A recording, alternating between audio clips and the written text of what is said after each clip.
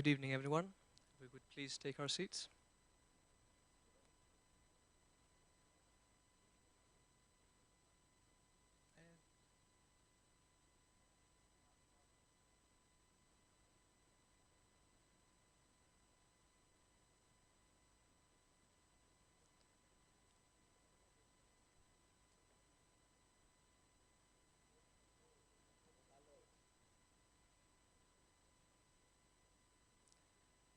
Your Excellency, ladies and gentlemen, dear friends, good evening.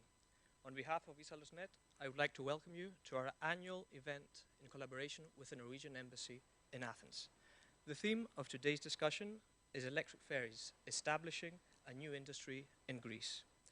I would like to invite His Excellency, the Ambassador of Norway in Greece and Cyprus, Mr. Frode Overland Andersen, for his welcome address.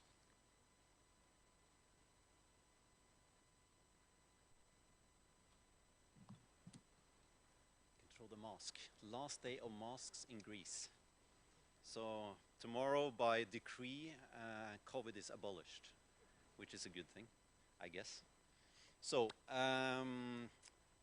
ladies and gentlemen, dear friends, Kalisperasas. It's my honor and my pleasure to welcome you all to this business seminar together with Naftika Chronica and Isalosnet, our most favored partners in Greek maritime industry. I will try to keep it short, but I don't know if I can deliver on the promise, because, you know, a good friend told me once when I was becoming ambassador, a good friend told me that you have to remember that nobody came to listen to the ambassador. So I will try to heed that advice and keep it short. And a big thank you to Evgenidis Foundation for lending us this beautiful auditorium for today's seminar. This is truly an honor and a pleasure for us to welcome you here. Well, today's seminar brings together the Greek and Norwegian best stakeholders to discuss the prospects of creating an electric ferry industry in Greece. We did a similar event in 2019, and I think the subject sounded a bit more science fiction than in 2019 than it does today. And I'll tell you why. Electrification is a proven solution, and I will repeat that. It's a proven solution for short-haul ferries, which means this has been tried, tested, and tested again, and actually works on a business level in several countries, including Norway. It shows that ferries can truly become a part of the zero-emission transport system. In Norway, we launched our first electric ferry in 2015. It was called Ampere, fitting enough. 7 years down the line, we have almost 40% of our ferries, of our 200 ferries, are now electric. 40% in 7 years, meaning 78 ferries in 7 years. That's quite astonishing when it comes to a complete technology change in maritime industries. Norway offers a few but interesting prospects for Greece. And having been in, before I get to that point, but having been in Greece for a while, talking about zero-emission technology, talking about green ferries, green shipping, etc. I normally get the first reaction I get is, yeah, but you're Norwegian. You do things because you're nice. You do things because of your blue eyes and your general Scandinavian attitude towards life. And as much as I hate to dispel that myth, and as much as I hate, dispelling the thing and saying that we are perhaps not as nice, I will let you in on the secrets if you promise not to tell anyone. And we're not doing it to be nice. We're doing it to make money, surprisingly. And we're doing it because it actually makes industrially sense to do it this way, because it's profitable. It's not altruism. It's investing in the future of our own shipping industry. That's why. So let me take a few steps back to 2013, 2014, when Norway started to look into electrification of short-haul ferries. There are 5 reasons why we went into this. Some are very specific, some are more general. First of all, we had an ailing shipping fleet in Norway. The ferry fleet was becoming old and needed to be replaced. So the question was, how should we replace it? Second, we knew that the legislations were coming, putting a premium on carbon emissions. Third, we had a slump in our shipyards because there was an investment slump on the oil and gas industry, so we basically had a lot of spare capacity. Fourth, we have a very large domestic shipping market or for ferries. Fifth, there was a political will to look into public-private partnerships. Remember those five because I will get back to them. With these elements in mind, we are well on the way to turn around the short-haul shipping market in less than 10 years in Norway. So the last launch was biggest electrical ferry so far, placed with 200 cars, 600 passengers, and next year we launch the first commercial hydrogen ferry. Again, it's not to be nice, it's because it's profitable. So technological change doesn't happen by itself. It happens when it doesn't happen when everybody just continue doing what they've been done for the last 50 years. And that's why we need this strong public-private partnership. And that's why I think it's so good to see the turnout here today, because it's a manifestation of exactly this in Greece, that there is a willingness to join forces to make a similar change happen in Greece as well. But technology comes at a price.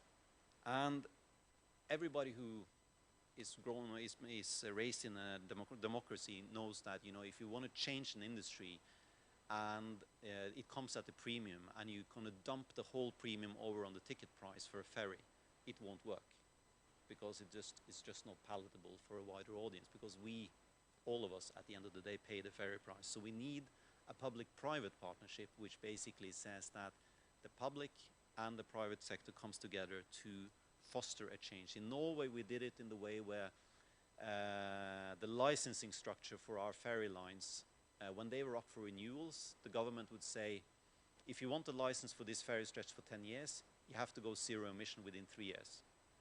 And then, of course, this bitter pill was then sugared with various kind of investments, help, subsidies, etc., to get the whole thing to work.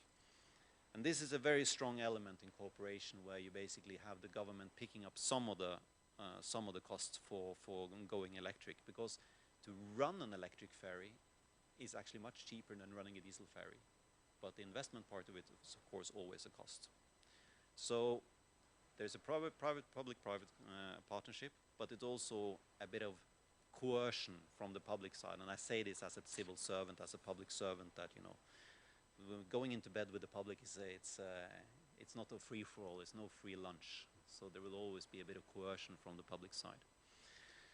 So, ladies and gentlemen, remembering my first 5 points when I said Norway moved into to electrical ferries in 2012, 2013, for those of you who listen carefully, you would nod with approval, because a lot of these 5 points are actually very true for Greece. You have an ailing short-haul ferry fleet. Second, we know that regulations are coming. We know that there will be a premium on carbon dioxide pollution. We know it's coming, but we don't know how much and how bad it's going to be, but there will be a premium. As they said in the movie, winter is coming. Third, domestic shipbuilding in Greece was in a slump, but important developments are happening. And I think the Onyx shipyard at Syros is a very, very good point, showing that it's actually possible to build ships in Greece and build them well and build them with at the market rate, which makes it profitable. Fourth, you have the largest short-haul shipping fleet, shipping market in Europe. So there is a home market. And fifth, the question of political will. I will leave it hanging there. Ladies and gentlemen, from the Norwegian side, we are looking into the Greek market as an extremely interesting market for technology cooperation. We have some of our best companies here today with us, who will later explain how we did the change in Norway. I think there is a window of opportunity in Greece. With Norwegian technology and Greek engineering, we could together create a win-win cooperation on electrical ferries adapted to the Mediterranean region, because we can't take the Norwegian designs and just move them into the Mediterranean, but we can make the new Mediterranean model in Greece. That is a challenge ahead of us. If Greece uses its large home market advantage to build a new model electrical ferries, we could actually launch a whole new industry of electrical ferries in Greece. But remember, this is not a panacea for everything. This is not, you know, electrification of short-haul ferries is not a fit for all purpose solution. There are limits to how far we can stretch it, but keeping it to short-haul ferries, electrification is an absolute doable thing. But as I said, it's a window opportunity, and windows have a tendency to close. This means that if you manage to get the critical mass now to go ahead with this, it can be done. But there are certainly other actors in the Mediterranean market who would like to have the Mediterranean market to themselves. So the question is, again, left open, the political will. But ladies and gentlemen, let me close. As seafaring and ocean-oriented countries, Norway and Greece are natural partners. We have the know-how, we have the entrepreneurial spirit, and we have the will to use the oceans to make fortunes for ourselves and for our countries. We have shown it over decades that by working together we can achieve practically everything and anything. Now let's generate, sorry about the pun, now let's generate the spark of electricity in Greek short-haul shipping. I wish you all the best for this seminar and our joint endeavors. Efaristopoli, thank you very much. Tusen takk.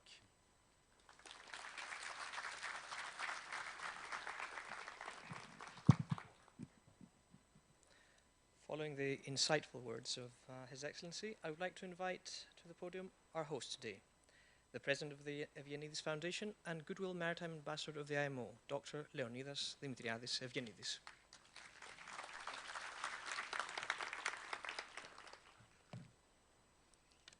Your Excellency,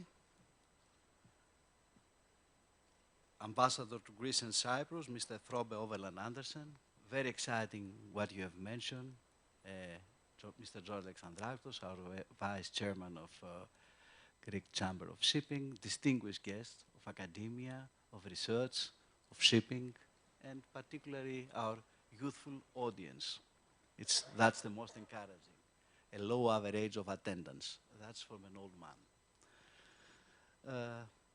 Very exciting, very challenging. I've taken notes, but you stimulated, Your Excellency, and you provoked certain reactions.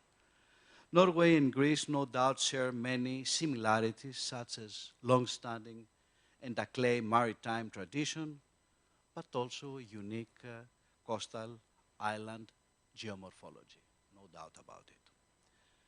These last characteristics images of it need to be addressed in a way that serves both the local communities and the present today climate discussions, which of course all that take a footnote. We live very peculiar circumstances, and really a lot of things which happen may have certain, I wish not, but you know, it's a very important asymmetrical factor not to be ignored. Norway, no doubt, has initiated strategies that have resulted in the development of innovative technologies for coastal shipping, both the autonomous and semi-autonomous ferries, which have given solutions for Norway and your social and environmental goals. Greece Archipelago, well, we have a personal experience. Very long story to talk. It's a long way. We have an aging fleet. Greece, you know, it's a little bit cornered financially wise, and many studies have been made about how to renovate our aging coastal fleet. There are many things before we come, and I put that as a parenthesis because we talk about electricity. Before you talk about the mega steps, it's, as far as we are concerned, totally incomprehensible why you don't have electricity in the ports. For 20 years, we're struggling to get electricity, not have the bloody generators polluting the whole of Piraeus. Any excuse. Can you imagine, if you cannot resolve this, how to resolve issues, how to give energy, which you have to produce ample energy, not only to maintain the port, the vessel while in port, but to create energy to make travels and to use renewables or more friendly, because a holistic issue. It's not such a simplistic issue. Because many times the most dangerous thing is if vessel interests direct to their own interest research. That's why we're neutral on technology. And I have an argument with Zachariadis on this, but our life is never boring. So I'm sure you'll develop and you'll coordinate. At the end, we will agree. I'm sure about it. So this is very exciting, and as far as I'm concerned, there are already initiatives in Greece. Mrs. Polychronopoulou, I'm sure she will have ideas, and she's very active in studying particularly for the porthmia, for the very short holes. There is the St. Nicholas project. There is also the project from Kyllini. It's on the way, and to our point of view, for the merit of discussions, we think at that stage that the only thing we can talk is about short haul. To talk about more distant for Greece is still from here to eternity. It's a very long way to go. So, therefore, it is indeed high time to discuss how the coastal industry in Greece should develop, taking into consideration technology, solutions, but also realism, because we have to take into consideration where we are. Electric batteries are a theme of continuous discussion in all sectors of maritime transport. Yet again, I firmly believe that any new solution as an alternative means of propulsion needs to be thoroughly investigated through a holistic approach in an horizontal and vertical way. I mean, it's a very good thing, but it has a lot of parameters, and I think one of the main things is except how to produce the energy, which you have to store.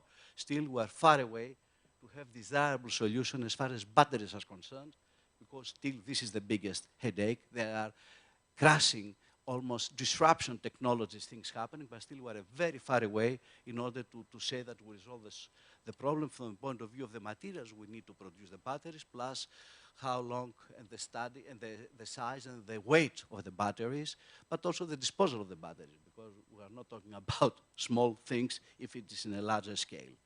So as we said, it's a very positive thing. I think we have to move forward to that direction, but step by step. And personally, as ship owner, I would welcome any possible solution which contributes, of course, to minimize the emissions.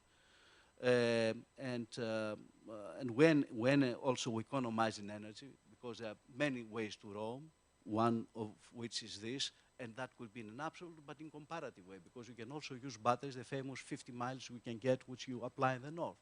So there are many ways, but the important thing is that the course has been set, and that's the very positive things. Along this, as the Union Greek Shipowner Association stipulates, we have a total dedication to all this new environmental legislative framework, which is quite indisputable, and we have to find every way in order to find the adequate solutions, but again, on neutral in a way that we don't do anything unless we know that it's properly studied, because the way to hell is paved out of good intentions many times.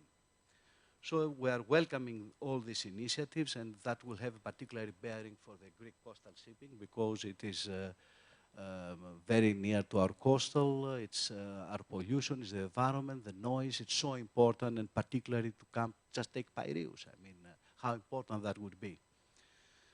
And the maritime, therefore, sector should follow stable steps and paths seeking solutions which include, in the highest possible way, fair cost, availability, maturity, accessibility. If all these three requirements are met and can be met, then we have a very good way to proceed further. It's very important, all this, that we all join forces, and it's very important for Europe that we sit together. You have an expertise in Norway. We also have very good scientists, except from entrepreneurs in Greece. And Europe has to put the brains together, because United States, they are doing tremendous steps in shipping, also in aviation. I mean, they do fantastic thing, fantastic research program regarding wing effect with electricity, which is going to be a huge and fantastic project for the future, and many other things. I don't want to talk about China or other areas. So it's a very good thing if we can team up, and we welcome initiatives like the one today. Eugenides Foundation, since its inception, is a firm supporter of research in new technologies. However, all new technologies, especially the present day, should not be developed in a vacuum, but should address real and practical issues while not creating new ones in the years to come. Thank you so very much, and for your patience.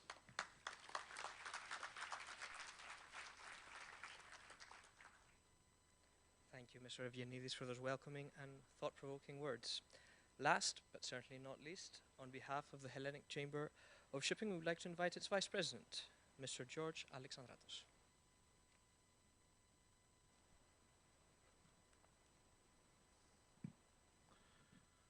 Thank you. Good afternoon.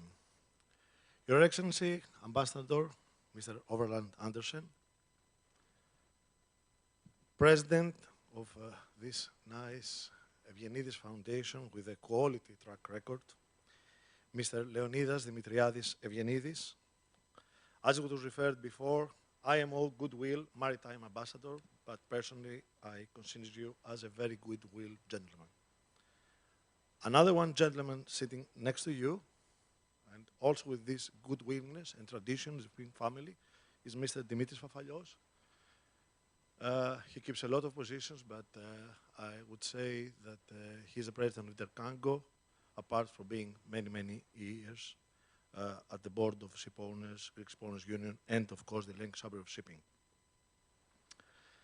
Next to the goodwill gentleman is Mrs. Elpi Petraki, and it's very nice to have with you together, and it's a purpose I refer those names because apart from the president of WISTA, she's also the vice president of the Hellenic Short Sea Ship Owners Association, and I'm sure that there's a lot of way of cooperating together. I very, very rely onto you and to your expertise and to all the people that they help us with your knowledge, Mr. Zachariadis, and I can see next to you, Mr. Xenokostas. Mr. Xenokostas is the president and CEO of Onyx, the shipyards, and I'm sure that you'll have a lot of things to hear about the development of a Syros shipyard. Now it's going LFC shipyard, and thanks God, we are all now talking in Greece about the shipbuilding industry. Last but not least, I left my friend, a friend of all of us, Mr. Ilias Bisias. Mr. Ilias Bisias is a person that I would say is the shipping Wikipedia. If you leave from here, then please make me a favor, go at the corridor at the other side of Eugenides Planetarium, and you will see some very, very, very few moments of all the 90 years history of Naftika Chronika by some photos, and of course there are leaflets, there are not leaflets, there are books, editions that cover the history. And we must remember that because at the end of my address, we must remember our history. So, also, it's very nice here that I have seen professors, and I had one professor at the University of Plymouth. I'm not telling my age, Mrs. Thanopoulou, but you were together with us, and Mr. Thotokas is next to you, because without professors, how from students we could be in this business industry? And definitely, the future are the students. So this is the Greek cluster. And everybody here is useful, not only the names I recall, because I don't have the time to call separately every name. Everybody needs each other and needs, honestly, to take hands from one side, right, to the other, and walk together and share knowledge. And before going to the small now address, I have to tell you, and I'm very proud, I'm coming from a second generation. I'm not a self-made ship owner, but without the assistance and help of fellows in Greek shipping, independently what was my relationship, if I had close relationship or just one time per year a phone call, I could not be here. Not, of course, as vice president of the Hellenic Chamber of Shipping, not only that, of course, but also continue my business. So we are lucky, not only because we are in shipping, but also because we have the Greek so-called philotimo. It is an honor for me to address this interesting forum. And you have the warmest regards of our president, George Pateras, who is currently abroad at a trip for the Hellenic Chamber of Shipping in Brussels for NATO. And be sure that you have all the support of the Hellenic Chamber of Shipping for those initiatives. Hellenic Chamber of Shipping is the public entity and the official advisor to each government and state of how Greek shipping can develop and how, of course, the Greek economy through the Greek shipping can also be developed. We have close to 26,000 members, including all the categories of the Greek maritime sectors, and we are now 86 years old. We have, I think, that we have very, very good and efficient cooperation, respecting the role of other organizations and aiming to the benefits of the Greek shipping. Now, following an introductory meeting with Your Excellency Ambassador before a few weeks ago at the premises of the Hellenic Chamber of Shipping, honestly, it would have been worth if we had that meeting recorded. Because two experts on technical matters, Your Excellency and our President, George Pateras, could have produced with their discussion. The discussion lasted for 3 hours. I'm not a technical expert, so I was just keeping notes. 10 pages of notes. After I read it, after 5 days, I could only understand 3 or 4 because there were a lot of technical terminology. So it was an ideal presentation for students and technical universities. Next time, I will take your authorization to record same. Honestly. Now, we at the Hellenic Chamber of Shipping, either we are technical experts or not, we are more aware of the potential of electric in marine propulsion. So, having been briefed about the progress in Norway, we look forward to reaching Greece the same level of green electricity, which now stands at about 30%. From the very first moment, the Hellenic Chamber of Shipping initiated the Coastal Fleet Renewal Program. Our task, as regards for the large fleet of open ferries, which serve our land bridges with electric motion. The national importance of coastal shipping in the cohesion of Greece and the existence of island economies is undeniable. Just have in mind that the coastal shipping connects 116 residential islands, where 14.6% about the population lives. Short sea shipping also, I'm sure Ms. Petraki will develop issues on that matter, in various forms is experimenting a wider choice of options. So electric battery cells seems to be gaining ground, particularly in Northern Europe, as we have already noticed, where electric power is mostly green and the installation of stations at ports is progressing. Now, we follow with great interest the development on both electric batteries and new fuels and technologies, particularly those on carbon capture and combating molten surf reactions. However, the obvious choice for coastal shipping seems to be more electricity. I am afraid a bit for the shipping industry because passing to the step of zero emissions, I think that we are not, I'm sure, we are not in control of technology, which is the domain of scientists. The new equipment and systems for use are the hands of manufacturers. Green energy sources depend on the providers, and infrastructure and the supply chain remain to be constructed. So nothing depends on us except the implementation, where all these are available and viable. And if so, still remains the question of finance.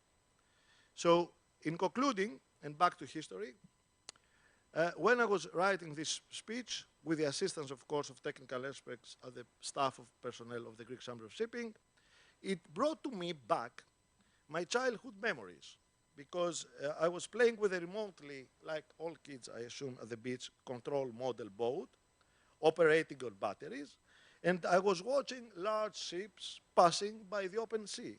So I was dreaming of the day when my model boat, my small electric battery boat, would operate with fuel. Now things have now changed, and my dreams appear to have reversed, and I'm dreaming an electric boat. So I believe that this event will contribute in advancing clear solutions. I'm sorry, I apologize, but because my president is at a trip, I have also substituted 2 other commitments today. I will sit here for about half an hour, and I'm looking forward to the conclusions. Congratulations for the organizer of this event. Thank you very much. Thank you, Mr. Alexandratos, for those touching words. I think it's time we invite the participants of our first panel. Our moderator, for this panel will be Professor Dimitris Liridis from the School of Naval Architecture and Marine Engineering of the National and Technical University of Athens. The title of the panel will be Lessons Learned from the Electrification of Norwegian Vessels. Joining him are Mr. Dimos Chalkousis, General Manager of Diana Williamson, Mr. Stavros Hatzigrigouris, Chairman of Martekma, Dr. Nikolaos Liapis, President of the Hellenic Institute of Marine Technology and Illinois, Mr. Narve Mios, Program Director of Green Shipping Program, and also Mr. Finn Arne Rongstad, SVP Sales and Business Development of Corvus Energy. If you could please join us.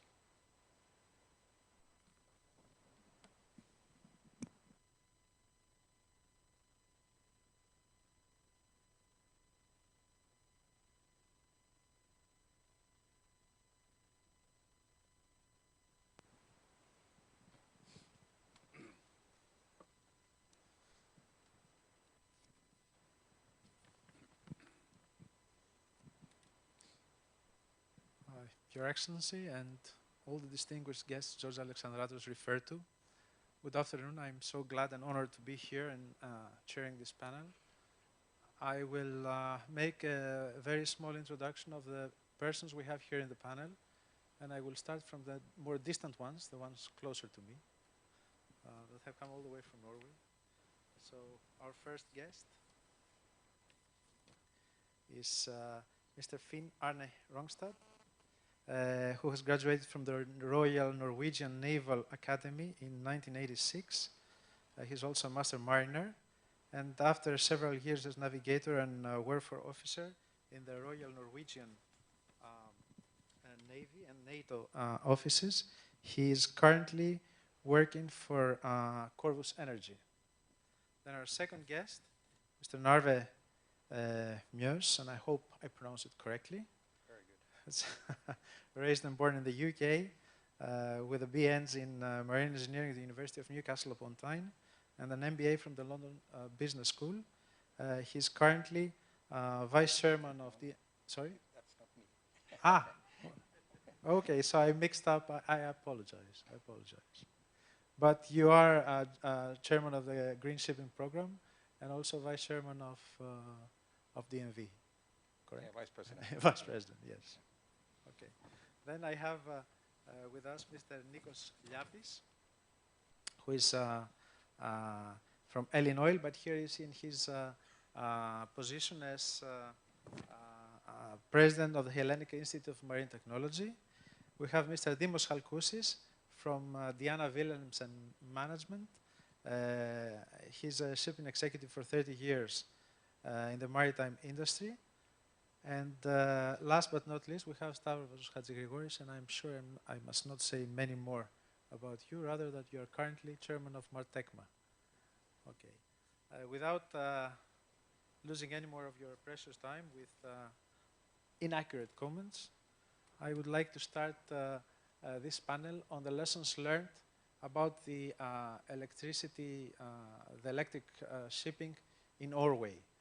The idea is to learn about several issues related to the technical, the financial, and the legal aspects of electrification in Norway, and how this can be transferred here in Greece, and whether this can be a profitable and promising industry for the Greek shipping. I will then start with my first question on Finn. I would like you to say a few words about the problems, the technical problems that someone faces when starting a vessel operating electrically. I'm sure you have many of these issues. You have seen them and lived them, and how you can resolve them, especially the issue with batteries and charging. You would like to say a few words? Yeah, it's always a matter of classical matter of chicken and egg. If you have an electric ferry, do you have the power to charge it, and vice versa? So it's what comes first. In Norway, it was when they decided to go with the first ferry across the deep or the Sognefjord, as it's called, on the western part of Norway. There was very little electricity on both ports. So that was a huge challenge at the time. I mean, there was electricity, but not enough to quick charge a ferry. So we solved that by having a battery station on either side of the fjord, so that that will trickle load during the absence of the ferry. And over the day, it will replenish every time the vessel was back in port. And overnight, it would deep charge that both batteries. Yeah. But is high-speed charging necessary? You think? Not necessarily. It depends on. It depends on the route. It depends on how long your stay in port is, and so on. Yeah, it's very hard to say yes and no, but it could be. But it's. I'm saying this because most probably in Greece, with the heat we have during the summer, it will be a problem. I wouldn't say heat as such is not an issue for a battery. Okay. The heat dissipation from the battery would be the same. It's the ambient temperature in the battery room that needs maybe to be cooled a little bit more, but not for the battery operation. And most of these chargings are through some cable management system. I assume not very high-tech inductive charging. For the time being. The vendors of these systems would probably not agree with you, because they are quite sophisticated. The thing is that, I mean, we've had one case of induction charging, which is quite interesting, but it's an expensive technology. But most of the ferries now are connected by cable, definitely, and various form of connecting these with robots and robotics and stuff like that. So you think there are similarities technically between the north in Norway and the south? Absolutely. Can be replicated? Yes, definitely. That's quite. The more I look into it, it's quite obvious that it is. One problem we've had is that there is no standardization on the plugs and so on. Yeah. But I understand there are efforts now in IEEE in standardization of the plugs and everything. Yes. And also in cooperation with the European Union, I know, because one of my colleagues, John Purcell, is member of the IEEE panel for standardization, and they're making efforts in standardizing. Yeah. But still, we're making that work quite well. But it's a positive development in that respect. Yeah. Okay. This is one of the major problems technically, and I understand that technically maybe they can be overcome. Then there is another issue, and I would like to go to our second guest about this one, regarding the operation of the grid that you touched upon earlier. There is one thing is the grid capacity, and the other is the legal part, the regulatory part. Who owns the grid and who sells the electricity? Because those two activities are by law unbundled. The operator of the grid, if for example it is the port, they cannot sell the electricity if they are the owners of the grid. This is one of the major issues currently, and I was wondering how you did this in Norway. Please. For me? Yes. Okay. Thank you very much, Dimitris. When we started up the green shipping program in 2015, 7 years ago, one of the first things we did was to have a barrier study with respect to electrification of the ferry sector. We saw that a lot of contract came up for renewal the next 5 to 10 years. And normally Norway, the provinces or the Norwegian Public Road Authority issue 8 to 10 years contracts. So if you shall come in with a new technical concept, you have to do it when there is a window of opportunity, when there is a renewal. So one of the first things we saw this opportunity for the ferry sector very early. So we had a barrier study with the Norwegian Public Road Authority and the provinces at the west of Norway, where you have a lot of ferries. And we found financial issues financial barriers, organizational barriers, and we found legal barriers. There were very, very few technical barriers we were not able to solve or overcome. Of course, there are also technical barriers, but compared to the first three, those are minor. We are able to solve those. And in particular, 7 years later, after Ampere, a lot of operational experience are here today that we didn't have at that time. The history, or the battery history of Norway is that the Norwegian Public Road Authority issued a development contract where all 4 major ferry owners, they participated in this development contract. They developed themselves, but only through 3 years, or 2 years, 2 to 3 years. But only one ferry owner got the first contract, Lavik-Oppedal, the ferry Ampere, that has been very famous all over the world.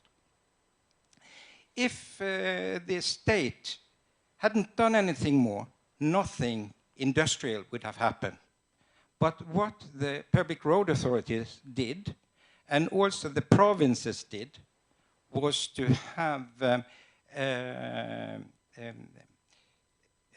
environmental criteria in advertising these ferry connections. So it was typical then 30% climate and environment and 70% economy. And this really is the main reason why we have 80 battery ferries on water in Norway today. And we have 240 battery vessels altogether. And the world market today is approximately 650 battery ships. Not all of these are all electric.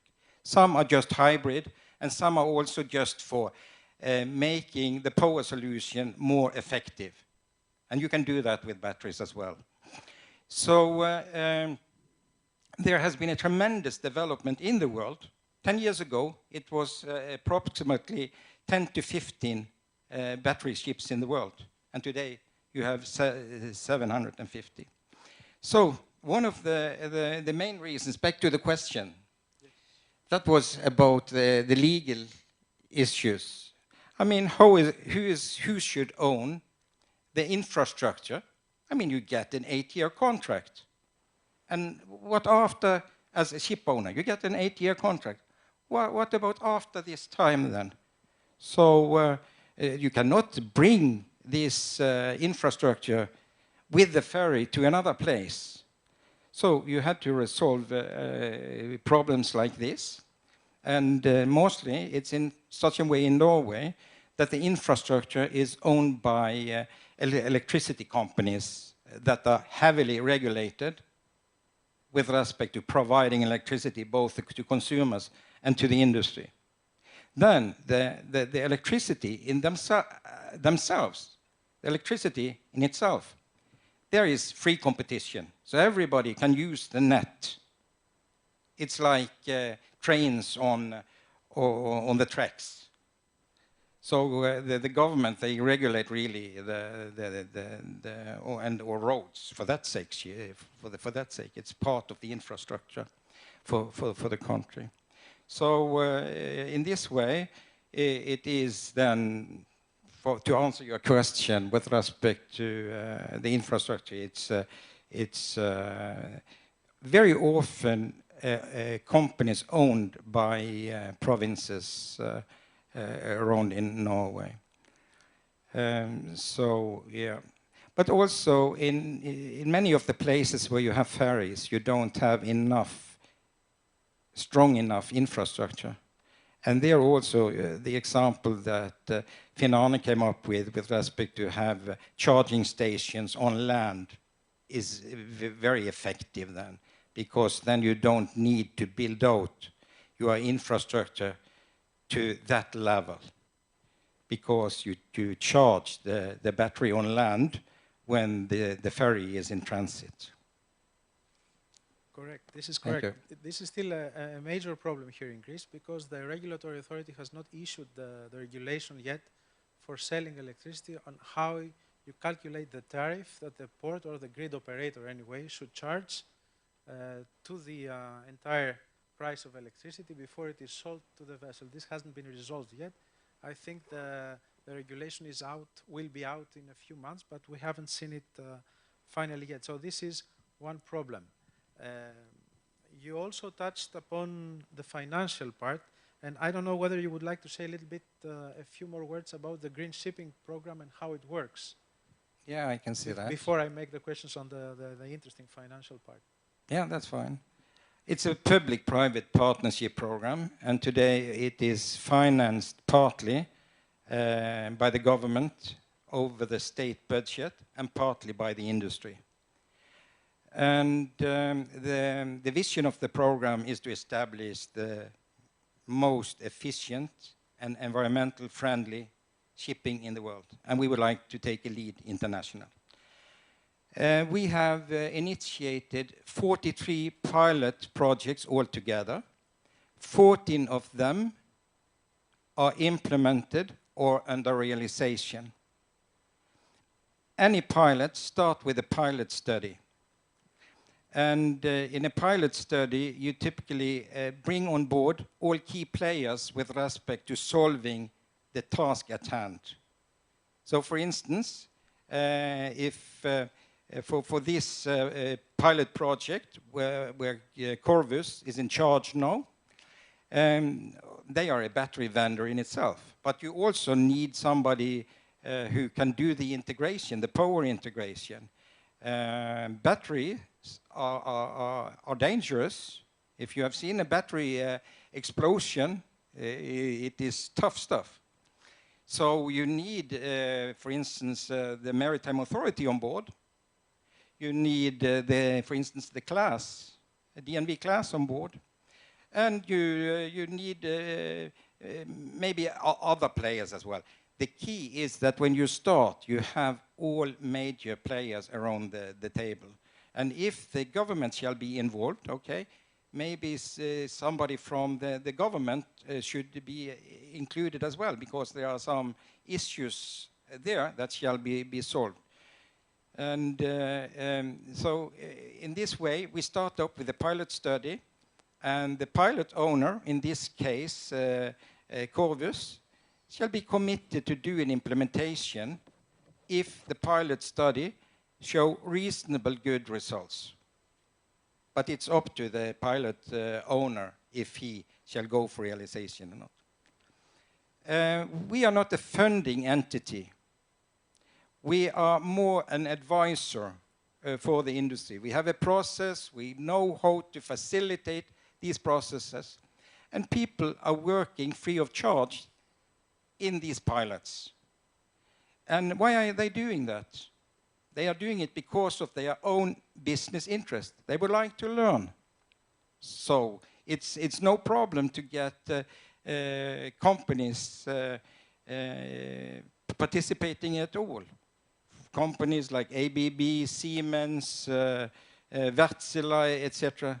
I mean, they are participating in a lot of pilots to learn. And we like to learn from the authorities, we like to learn from our customers, from our vendors, and even from our competitors.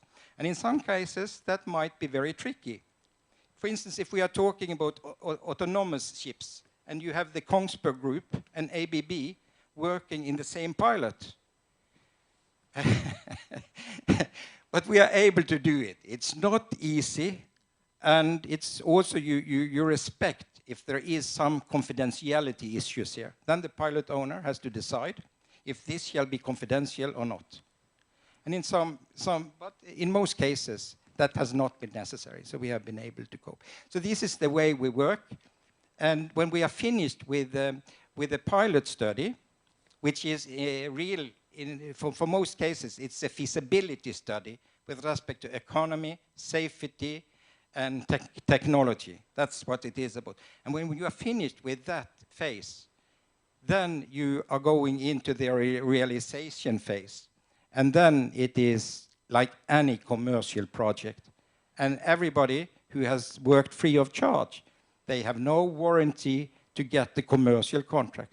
DNV has been there with their class people, and they have a risk that they will not get the class contract at the end of the day.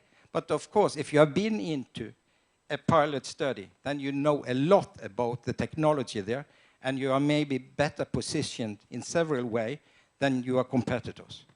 So this is how it's working in general. And we have had, as I said, very good results with this.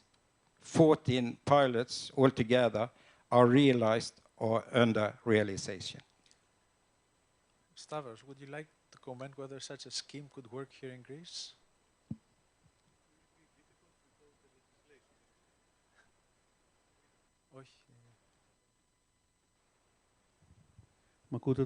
Okay. So I think it will be difficult because the legislation is not there. I don't see a problem with the ownership of the grid. I think this is something that can be solved based on the legislation that exists for electricity at home or industrial electricity. Standardization is a big issue, in my view. We cannot have 10 different types of charging equipment or whatever.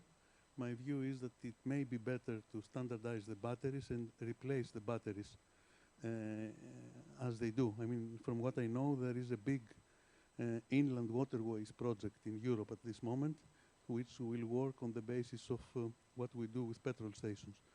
The small ships will stop for 10 minutes, exchange the batteries, and continue down the river or up the river.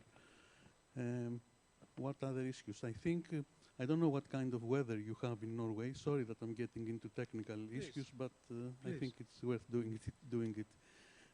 I don't know what kind of weather you have in Norway, but the weather in Greece is sometimes unpredictable.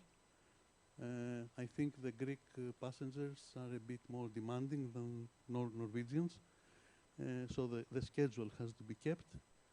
And okay, good. And I believe one of the major issues that I have not seen being solved over the past many years, since I remember ferries in Greece, is the distribution of the licenses from island to island, from Piraeus to island and back. You cannot initiate a project for a specific route, and next year the ministry will tell you you are not getting this license, permit or license, how they call it this year. So we have to think longer term.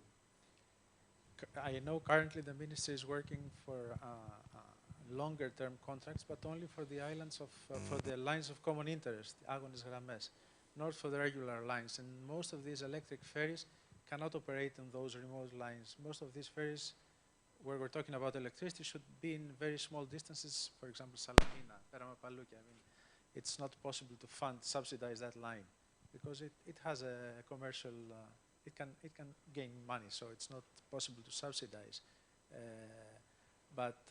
So securing a longer term contract is not so easy. Regarding, I would like to follow up on that question of the grid because it's very interesting. Regarding the grid on the port, the infrastructure for a port for 1 to 2 megawatts, for example, of provision of power may cost about 1 million or half a million, 1 million. In the houses in the normal, this is done by ADMIE or the DIHEDNO, the network, the grid operator. In a port, this is a very expensive, expensive infrastructure that it's not possible for the DIE or the other network grid operator to fund. And then once you fund it, then the tariff to be charged is quite high. This is regulated by the regulatory authority, but the tariff will be quite high. This is one of the major problems. Of course, that part of the tariff can be subsidized for various reasons, but this has to be borne by some fund, either the state or the public budget or some other fund, the resilience fund, for example, well, if the government has the political will to do it. Now, regarding, of course, the electricity itself, I am not sure that the political will is there, but the Energy Taxation Directive gives each member state the ability to provide tax-free electricity for shipping operations for 10 years. It's an exemption for 10 years. I'm not sure whether, I understand if Mrs. Duku is here later, maybe she would like to comment, but I'm not sure whether the state or the Ministry of Economics would like to bear this cost. But I think this is the only way in terms of the OPEX. In terms of the CAPEX has to be done through some grant because it's quite an expensive infrastructure. You would like to comment, please? Yes. Please. You also, sorry. You're quite right. The capex for a battery itself is quite high, and we are working on solutions for financing of the batteries.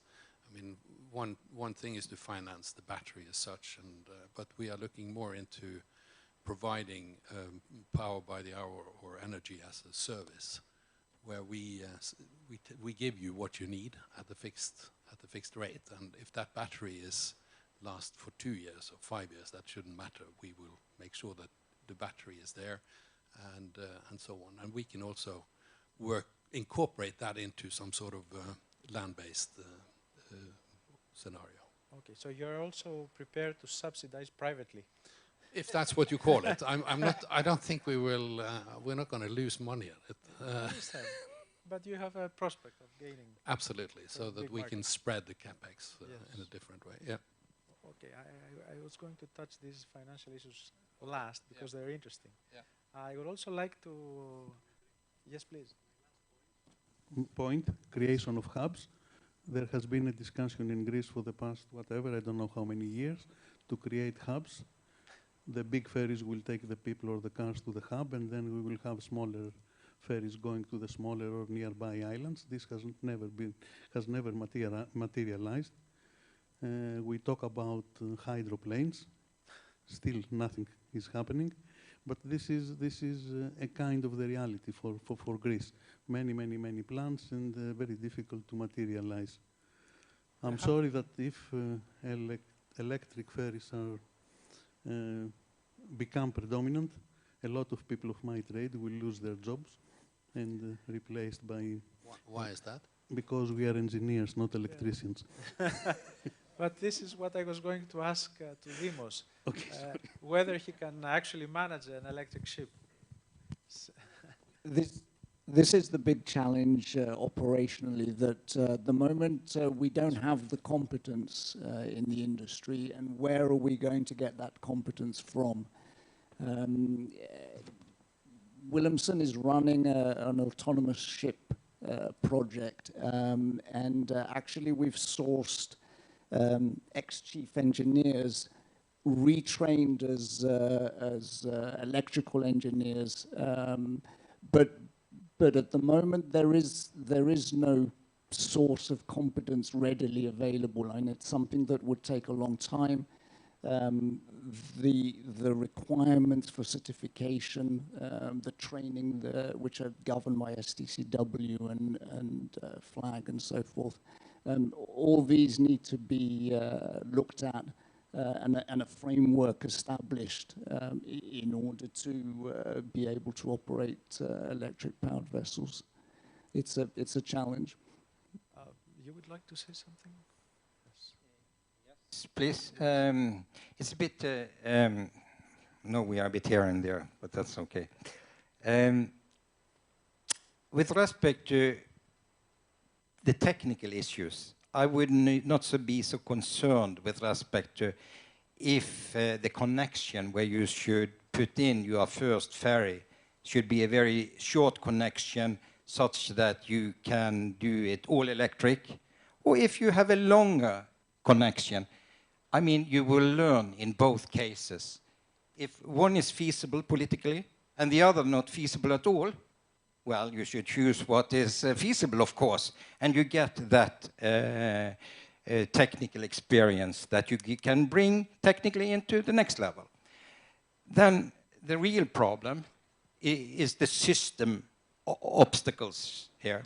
And I think I heard from Frode, our ambassador, that there might be a desire or maybe a will to collaborate between Norway and Greece with respect to maybe transferring some a learning experience with respect to the politics in this. So I would say it would be very interesting if we could get this to work. If you say that it's not possible, okay, then it's not possible.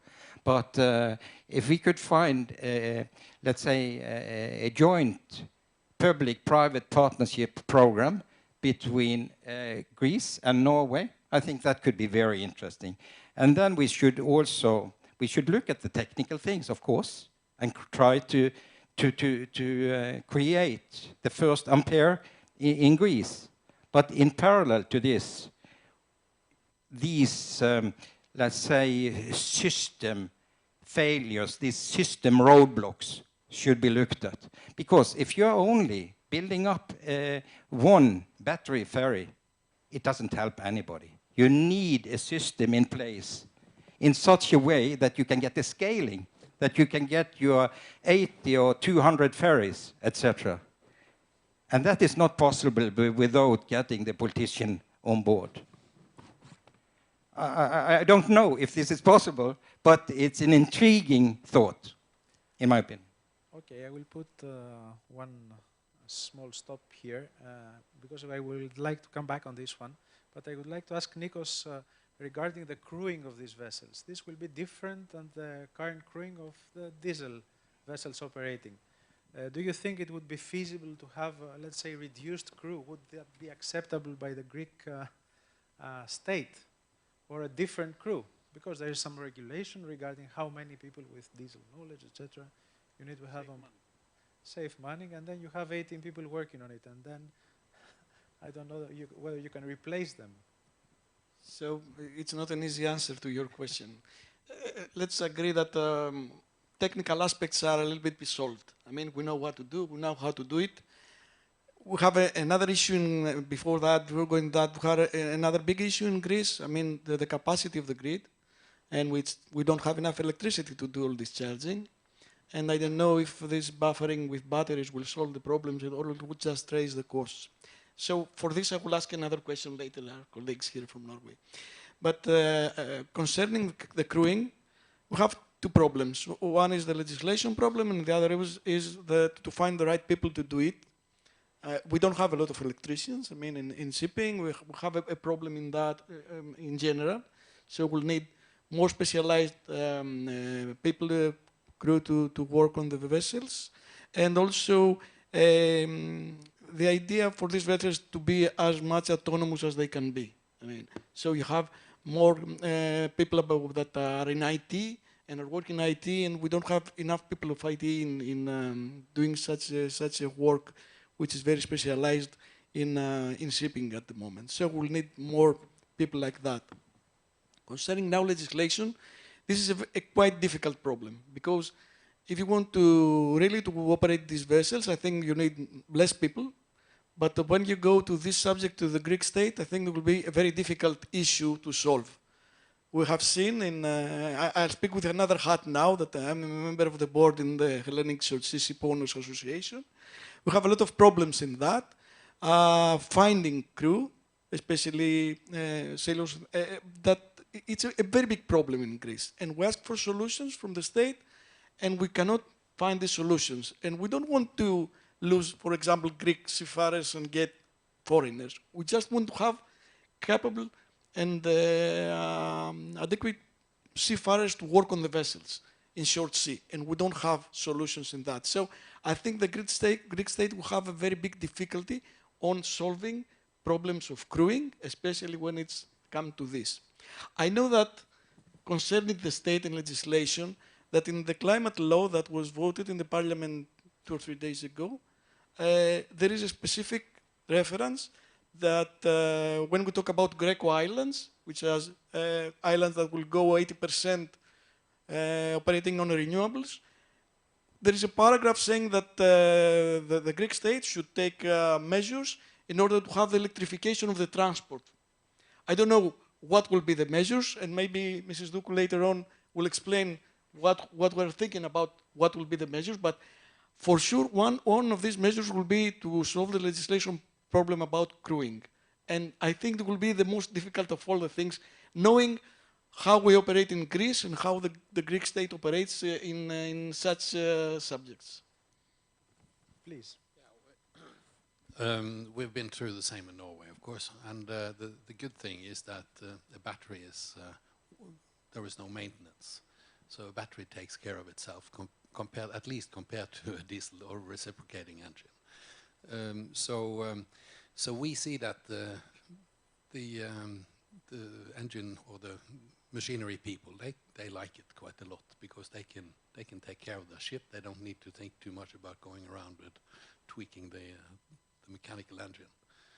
So and you don't need more electricians as such to maintain it. Of course, you need a stable support organization in Greece that we as a supplier would very much welcome, that you have a local service and these things, because of course they need service on a certain level, but definitely not on a daily or weekly basis. Correct me if I am wrong, Dimitri. But I believe electrification of the ports will become compulsory by 2030. For some It's not a question. We will have electricity in the ports. Correct. And most of the ports, the core ports at least of the transportation network, have already made studies on how to implement it. They still haven't found the money to build the infrastructure, but they have to. And these can be subsidized. I don't like the word subsidized. There are grants from the EU for the major ports. There are also, I understand, a way to fund some of the smaller ports as well. There is a need for increased grid capacity to provide this electricity to the ports. There are quite a few issues, but the part of the infrastructure for the ports may not be that problem. The major problem will be, for me, if the legal barriers are solved, funding the actual electric vessels. And I would like to refer to something that His Excellency said, that the biggest advantage is that it works. According to the General Block Regulation on the state aid, I understand some of these vessels in Norway have been subsidized when they were first built, somehow. If it works, and if it is already proven that it works, it's not possible to subsidize anymore. And if you want to create a big market with many vessels, it's not possible to fund them. So who will do this? You would like to say who will do it? Yes, please. Yeah, I can answer that question. In Norway, we are not so afraid of taxes.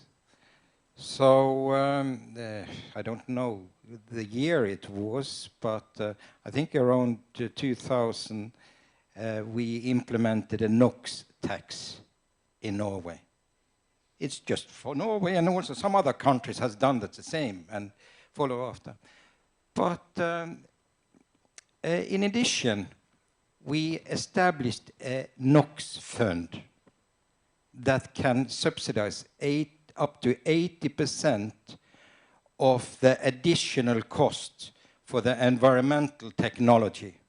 It has had an enormous effect with respect to the green shift, with respect to not only in the maritime sector, but in particular in the maritime sector in Norway. And still, the NOx fund is operating.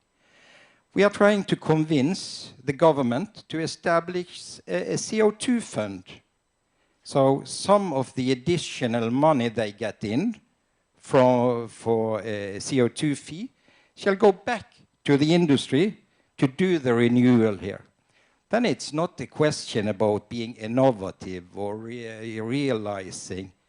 It's a question about getting down the emissions, and you get a support for this. And in Norway, it became tremendous effective because you had to pay less if you joined the NOx fund than if you just paid the NOx fee. So everybody really did it. It's political, of course. It is. The discussion is getting dangerous. But it was done. It was political, but it was against the politicians' will.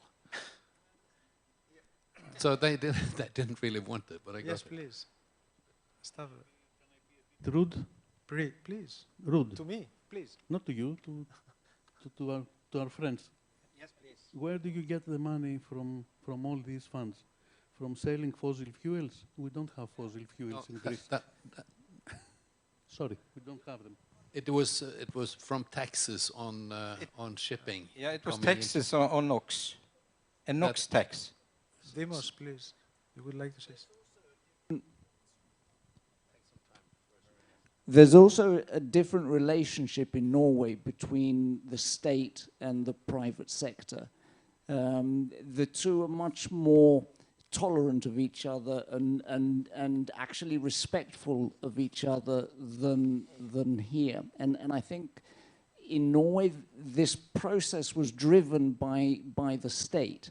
And the private sector respected that, and there was a respect between state and private sector. I think that needs to develop here if something similar is going to be established in Greece. Please, you would like to comment? Yes, it's partly right. The government said we shall have this NOx fee because NOx is a dangerous gas. So we shall have this fee. And then the industry said, maybe we should have a NOx fund. We can create much better results during a much shorter period of time if we can handle this as an industry ourselves. And we did. And the results are tremendous with respect to the green shift. It's tremendous with respect, so they have achieved more NOx reductions than the agreement between the government and the industry is. So they are overperformed. And also with respect to the green shift for the fleet. Yeah, and as all vessels visiting Norway have to pay this tax, then this is funded also by cruise industry. People, I mean, foreign vessels coming to Norway have to pay for polluting. So yeah. Yes, okay. Maybe the discussion is getting a little bit dangerous, this thing with the taxes. It's correct what now the state is here, so what Finan is saying. It's for all domestic shipping, whether they are Norwegian shipping or foreign shipping, doesn't matter. They have to pay from an activity accounting. It has nothing to do with whether you are tanking, whether you are filling energy or anything else. It has to do with the activity between Norwegian ports and platforms in the North Sea. So everybody has to pay if you are going to have some traffic and you shall visit Norwegian ports. But you have to admit, all this thing in Norway started when electricity was really very cheap. We never had cheap electricity, and certainly we don't have cheap electricity now. No, we don't have any more either. No, we have imported the prices from the European Union, and it's an electricity crisis in Norway for the time being. Okay. So this winter, it has been tenfold what it has been earlier. So there is a big ongoing debate in Norway now. So Nikos, do you think there's an alternative to these e-ferries? What one question to our colleagues would be, I mean, I have a technical question, let's say, concerning that in Greece we have a problem with the grid, the capacity of the grid, and the electricity to charge all these vessels if they become electric. Why didn't you start with a hybrid solution for the small ferries as well? Because I know that on Northern Europe, for the bigger vessels, we have hybrid solutions, even hydrogen solutions, which is not for tomorrow, but it is done now. Biofuels or other solutions, methanol, I don't know. I know that in Norway have a lot of ammonia from Yara and things like that, and there's a big process now. I think that Yara is planning to have 15 bunkering stations with ammonia the next few years. So why didn't you go to a solution like that? Because you had cheap and enough electricity? Because we don't have enough, and of course we don't have cheap electricity. Maybe it is a solution to proceed with the design of hybrid vessels even for the ferry haul vessels. I totally agree with you, and I don't think that batteries is the only solution, but I think it's a part of the solution for shipping and for electrification, as we say. And you're quite right. I mean, you have so many. You can utilize reciprocating engines with methanol, with ammonia, and all these things. And of course, you have the hydrogen development. So we are quite involved with hydrogen development in Norway now, because the next ferries now will have hydrogen in, as you say, a hybrid combination. So you use hydrogen as a range extender, for example, and they're quite advanced projects now happening. Yes, you know, we have enough ferries that are not in the mainland. I mean, the one port is not in the mainland. Both ports are in small islands, Paros and Dipar, for example, or things like that. So you cannot have a big grid there and enough capacity to do all this stuff. So you need maybe hydrogen or things like that. Some of these islands are currently interconnected with the mainland. That's okay, but there are islands that are not. Please. If you have a hybrid solution, you can take the electricity you can get from the island or whatever, and you can optimize also your travel from A to B in such a way that in general you use less fuel, it will be less pollution, etc. And a company who did this for many years and was very early was Scandlines, going between Denmark and Germany. So they operated on that principle. So I think it was just hybrid. They didn't even fill electricity when they were in land in the beginning. And they got the experience, and they got a lot of attention, and I think it has worked for them. Dimos, would you like to comment on this, about the hybrid vessels, hybridization, let's say, instead of full electrification? Well, I think that is a sensible first step. I mean, electrification is a long way away here. The next step is autonomous after electrification, but finding an interim solution whilst the electrification is being developed and the competence is being developed, I think would be a very sensible way forward. Okay, one more thing, because you've mentioned it twice or three times, regarding the autonomous vessels. I would like to have a comment on the liabilities on an autonomous vessel. Let's say we set up one. Please. Can you define what an autonomous vessel is? Well, initially there will be some people on board, but it will work. No, I call them controls from ashore. This is autonomous. No, I meant vessel. fully autonomous. I meant fully autonomous. Okay. And then still early for dreaming.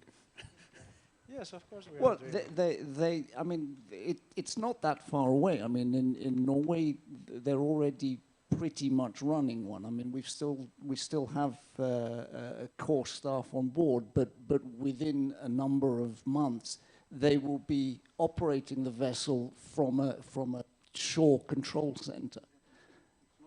It's not autonomous. Well, it's remotely operated. Okay, but yes. I mean, you need people at some point in the system, but they won't be on the ship. I mean, they will be ashore, and their function actually is not. It's not to control. It's to react if something goes wrong. To monitor, yes, yeah. I mean, everything is sensor driven, and it's a ro-ro. It parks itself. It loads itself. It goes from one port to the next by itself. The team ashore is there to react to any variance in the parameters on board. You want to comment on this? Yes, I think it's very much correct what you are saying. I very much support it. In Masterly now, owned by Kongsberg and Wilhelmsen, they are putting up a remote control center at Horten at the Oslo fjord.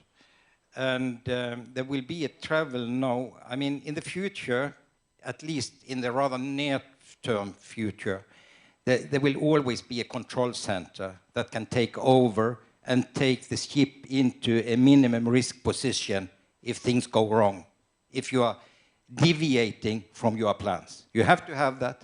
You have it at the airports. Even the airplanes can fly totally autonomous. They can. But still, you have airport control centers all over Europe. So that will also happen with respect to the maritime autonomous, or let's say people without, or ships without people on board. And then there will be phases with testing out and testing out. This is completely new. And this is really an area where we should see a lot of research when we get real operational experience the next few years. So because here, I mean, the ship can be safer, but there are many new failure modes, so it can be more unsafe as well. But it's different, and the problems are different from before. And that's, we have to be aware of that. And therefore, we need the research. Yeah, okay. I think we can forget autonomous for the time being. We can also forget taxes for the time being. And if there is a key outcome from this panel is that technically it's feasible, legally it can be solved. It will be privately subsidized for the cost of the vessel, and also the government will subsidize the infrastructure, will give free tax as it is possible to do through the Energy Taxation Directive for 10 years. And then we have to see in the next panel whether the industry is ready to proceed with such a project. I would like to thank you all for listening to us, and I would like to thank, please.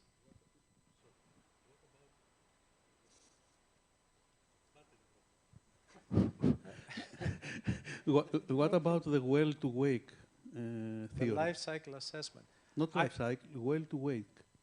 I think, if you're asking me, my private opinion is that for the time being, because we want to instigate this market, we have to see it as an enabler for the green electricity and a green operation of vessels in the future. So even if it's not totally green for the time being, we have to see it as such so that we can generate this, make the market, and then we will also deal with the green electricity problem. That's my personal opinion. Remembering that the energy mix in Greece is very different from the energy mix in Norway. Yes, okay. And remember that we always forget that we have fuels that are very low carbon footprint. And of course, we don't have the electricity in Greece that there is in other countries, in Norway from hydroelectric, or in France from nuclear and things like that. So we keep forgetting that we could have another solution. That's why I asked about hybrid vessels, because we may use in the mix, we may use also some low carbon footprint fuels that will help us to go to the green transition. Yeah. Thank you all very much.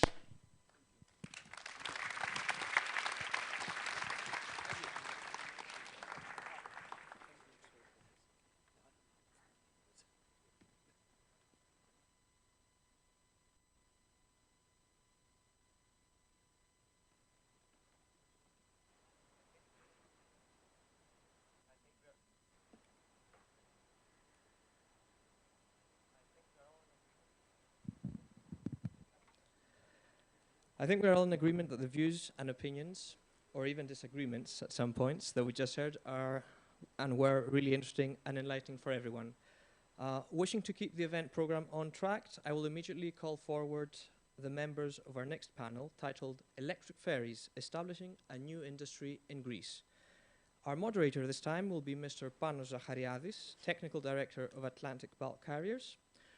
Joining him as speakers are Mrs. Alexandras Doukou, Secretary General for Energy and Mineral Resources from the Hellenic Ministry for the Environment and Energy, Captain George Koubenas, President of the Union of Cruise Ship Owners and Associated Members and COO of Celestial Cruises, Mrs. Elpi Petraki, President of Wista Hellas and Vice President of the Hellenic Short Sea Ship Owners Association, Mrs. Eleni Polychronopoulou, President of Hemexpo and Executive Vice President of EPE SA, Also joining them is Mr. Panos Xenokostas, President and CEO of Onyx Shipyards and Technologies Group.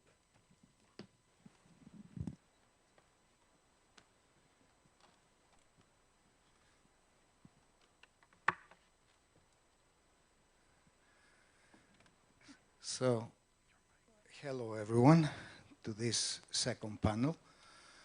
I think it was, the first panel was very interesting, and just 5 minutes before they finished, I said, okay, I'm next.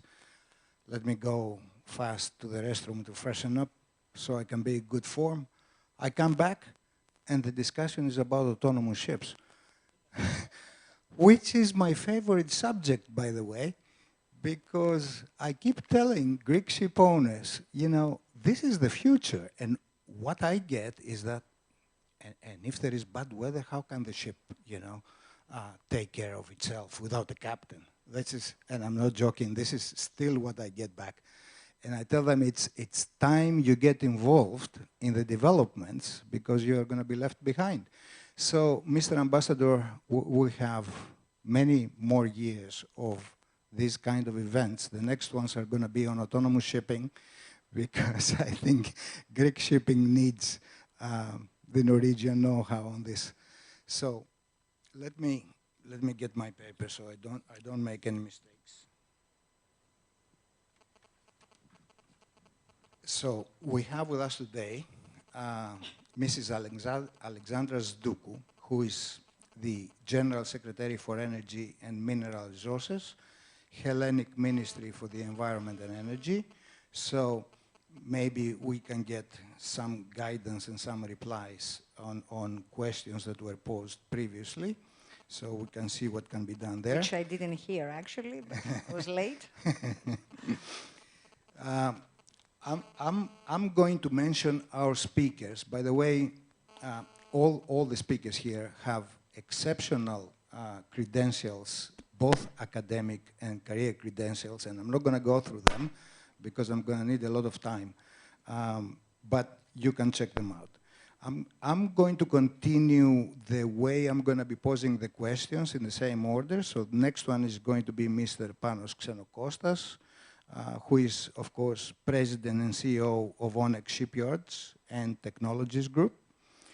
I'll be addressing next Mrs. Eleni Polychronopoulou, President Hemexpo and Executive Vice President EPE, SA.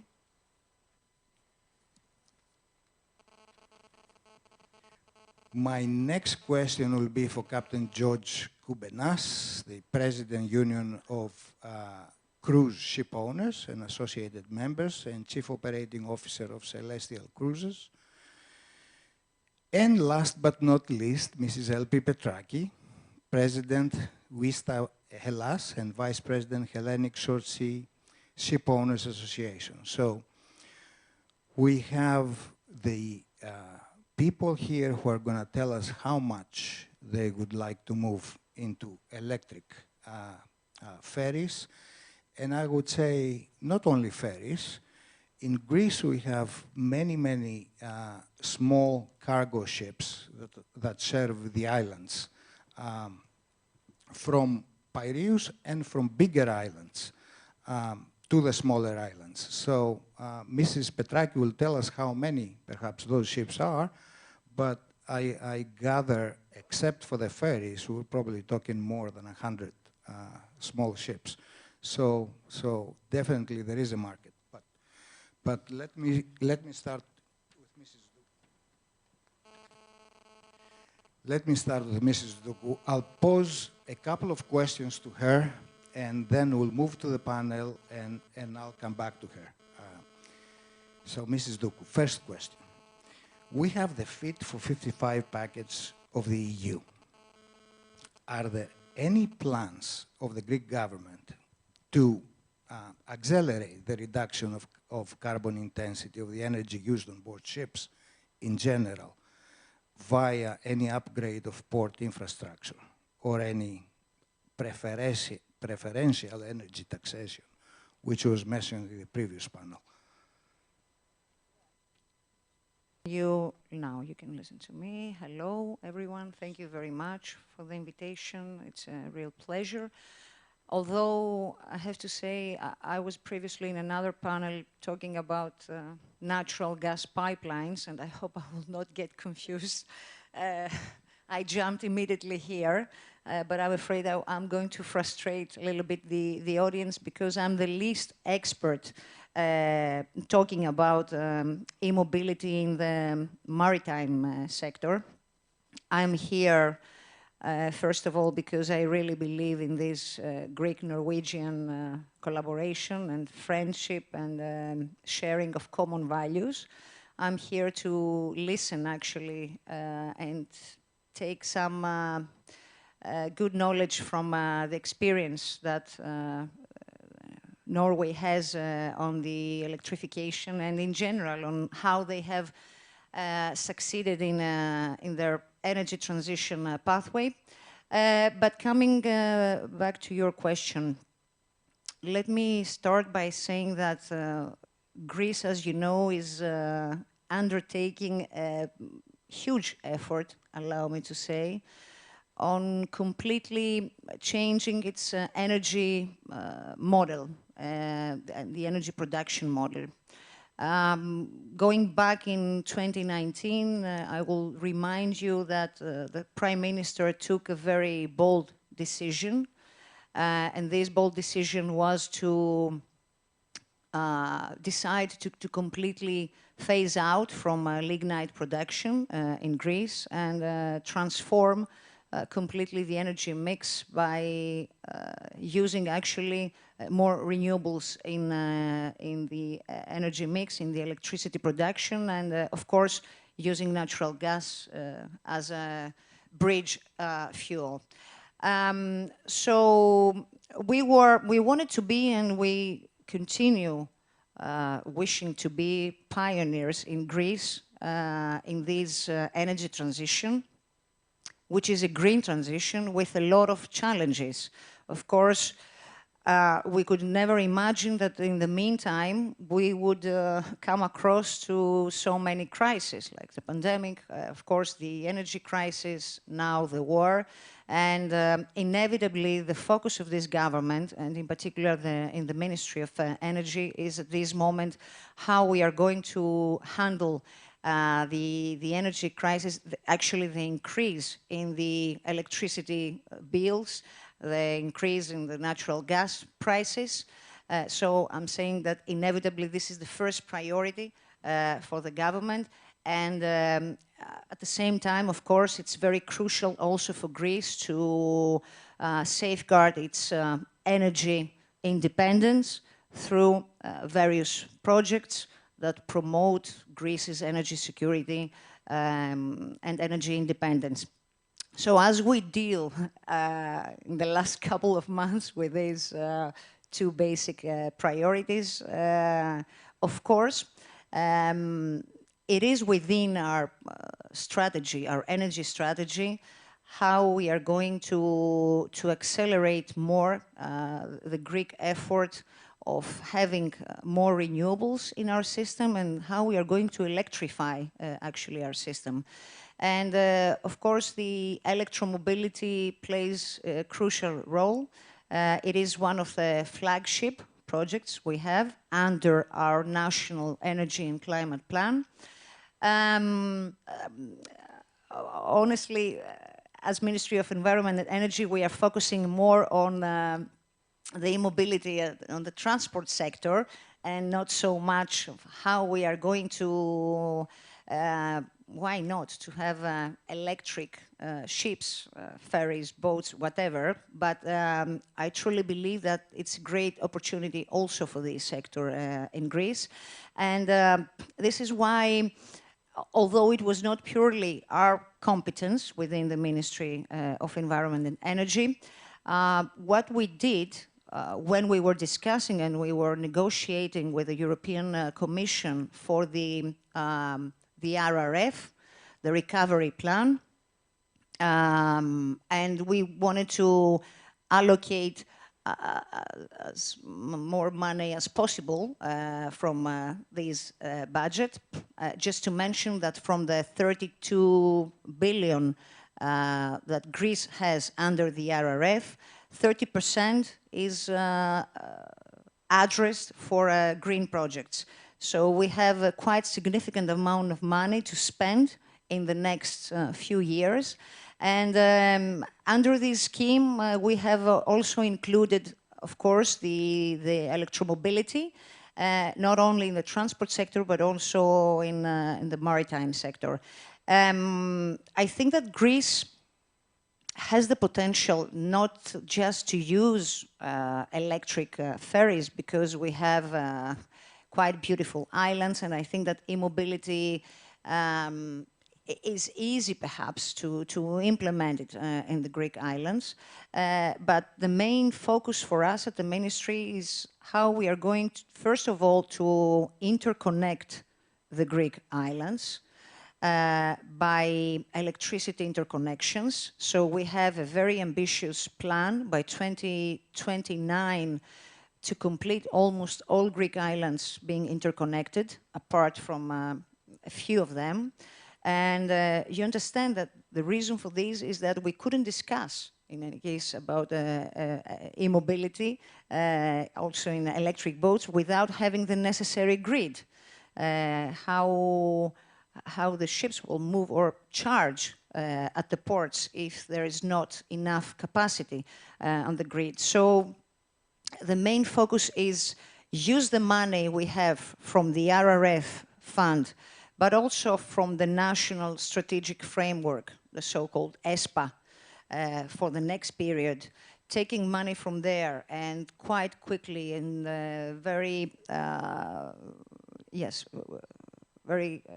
quickly allocate them in electricity interconnections and upgrade of our electricity grid.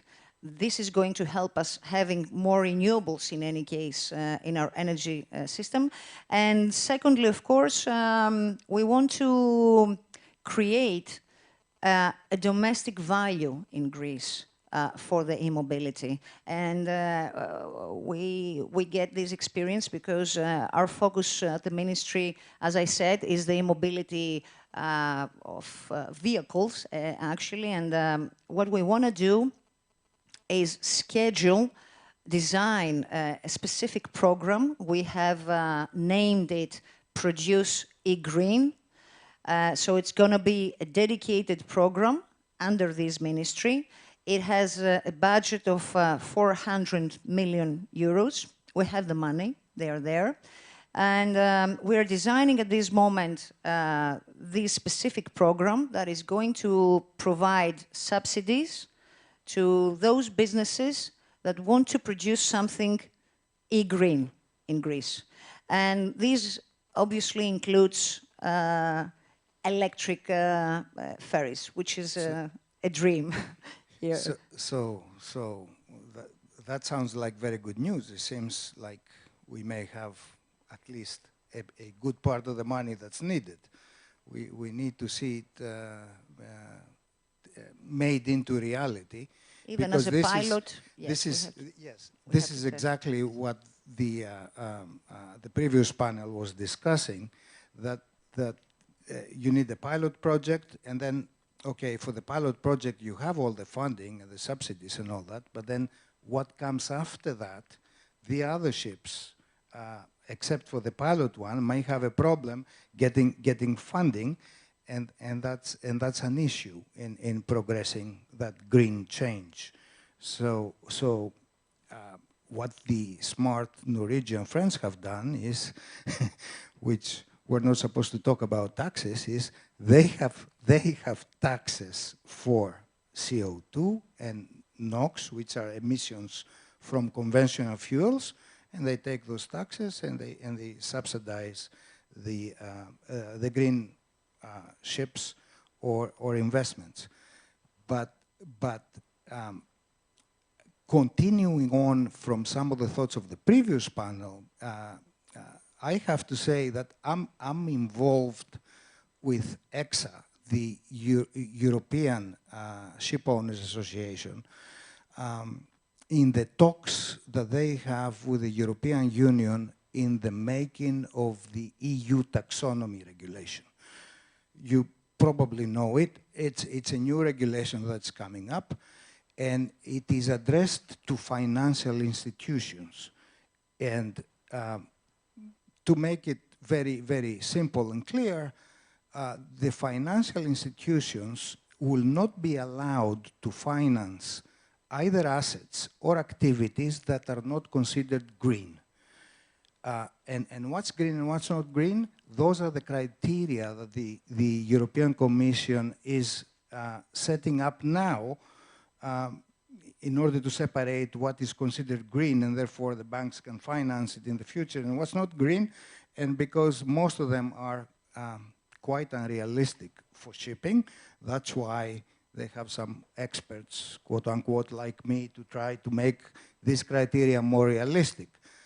But as far as inland shipping is concerned and coastal shipping, the criterion is going to be, after a few years, zero tailpipe emissions. Zero tailpipe emissions means electric. There is no other thing. So whether we like it or not, this is where we have to go. If you need to get any bank finance for your ships or your activities, and I think it's a very good opportunity that we have this offer to collaborate with Norway and have some lessons learned from Norway, because this is where the whole Europe is going to go, whether we like it or not. It's not a matter of preference now. So we have a good opportunity to have a head start with people who have done it before. And one of the problems that they had is with the regulations. The regulations are not set up for this, so they have to change. And that's why you need close cooperation with the government, and it would be very nice if you can try to cooperate later with the ambassador to see how we can move a regulatory framework towards this, because it's many, many different areas that can be stumbling blocks. Okay, I talked too much. Let me move to Mr. Xenokostas. Mr. Xenokostas, we know that we can build ships in Greece. We could build ships in the past. I mean, as far as having the technical capability and the shipyards to build ships. The question is, do you think we can build electric ships right now? And of course, even building any ship, what is the time frame, realistically? If somebody came to you to give you an order for a ship, when could you deliver it? And secondly, whether you think right now we have the know-how for this ship to be electric. Okay, so let me be straight.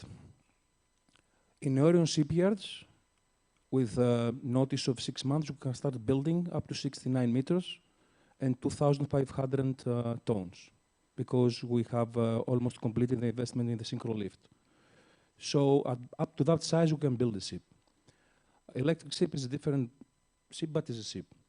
What we have lost as a country in our shipyards for the last 25 years is that those shipyards have been left out of any development.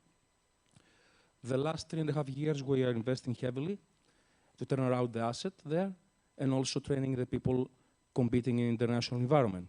And by result, I would say that we have succeeded in shipyarding, in ship supporting. Now, for the electric ship, we did not try to invent, the wheel. We have friends in Norway or other EU countries, and Norway is leading this industry. So that's why we were here, to work together and to establish partnerships, because this way we will help ourselves to create innovative solutions and products in order to create added value, because we have to create sustainable shipyards, and that means added value. So, in a word, yes, we can do it.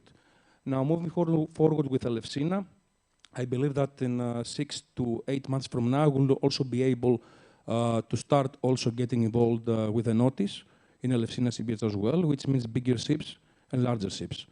So in our end, I think we are there. Of course, it's not easy. The good thing is that we have the state with us. We've seen the willingness and the support. And as Madam Secretary said, that there are also a lot of funds, recovery funds, and the state is there for green projects and energy projects. So we are here and to get it done. From the shipyard side, are you going to need any financial assistance funding for the government, or are you referring for that for the client, the one who places for building the ships? Yes. It depends. If the customers, the ship owners are coming with money, we don't need the state. If they're looking for bank notes, we need the state. So it's one way or another we have to get paid. Very good. Very good. Let me move to Ms. Polychronopoulou, who is on the... your members are covering the whole cluster of equipment makers for ships. So the question to you is, this is going to be now, as the title of the conference says, a new industry. Are your members ready for this new industry? What are some of the problems that you see ahead that you need to solve? Okay, first of all, I have to say thank you so much, Isalos, for being here, for being in a place where we are virtually among the stars. So sky's the limit for this new industry. I hope so. Yeah, why not? So I have to say that regarding marine equipment, yes, because we have no other option. This is the future. If we don't see the future, if we don't follow the future, we are dead. I'm as blunt as Pano says at this point, because this is it. This is where we are. If we do not do it now, if we do not invest now, then what is left for us? We cannot fight in Asia.